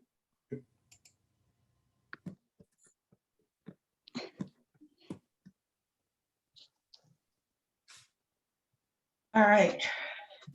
Take care, everybody. Bye, Dina. Night, Dina. Bye. Take care. Bye, Tina. Bye. I like the personality that showed up again. Where, near the end? I was starting to get a little. I got to work early in the morning, so. And I had my second COVID shot today, so my personality wasn't as bubbly as it usually is. Thank God. Which one, John? The second one. No, which vaccine? Oh, I had the Moderna. Okay. And I'm My doing wife all had, right. What's that? my wife had, relatively minor, she had, I guess, a little feverish and a little chilled. But the second Pfizer, which I had, it may be in part because I jumped up the next morning and figured that I was Superman, but it laid me pretty low for the best part of the day. But after that, it was fine. As a friend of mine about my same age in Hawaii said, he had had the same kind of reaction. He said, and I quote, "It's better than dying." That's true. Totally agree. That is true. Yeah, I So heard the second day. If I'm gonna get nailed with something, it's usually the second day. The pain. But I've heard very little about any kind of significant reactions to the Moderna the second day. The Pfizer at least hit me a little bit harder. But again, knowing what I know, I'd be lined up as early in the line as I could be again. Yeah, I would do. Hey, John, you look normal except for the foaming around the mouth. What's that from? Oh, please. Well, that's one of the known side effects. Yeah, it is. Yeah, and it's permanent, John. Not of the vaccine, but of being a werewolf. I'm gonna kill and it's permanent, John. It's permanent. You put a sock in it, will you, Chickie? Jesus, Mary and Joseph. Good night, John. Good night. By the way, the one side effect I'm having, I have this pain in my right ass. Hey, I hope you've cut us off the public. Well, Fred told me that there's usually chatter at the end, so not to cut you off right away. Yeah. Well, no. You're supposed to cut us off like about But 5 minutes ago.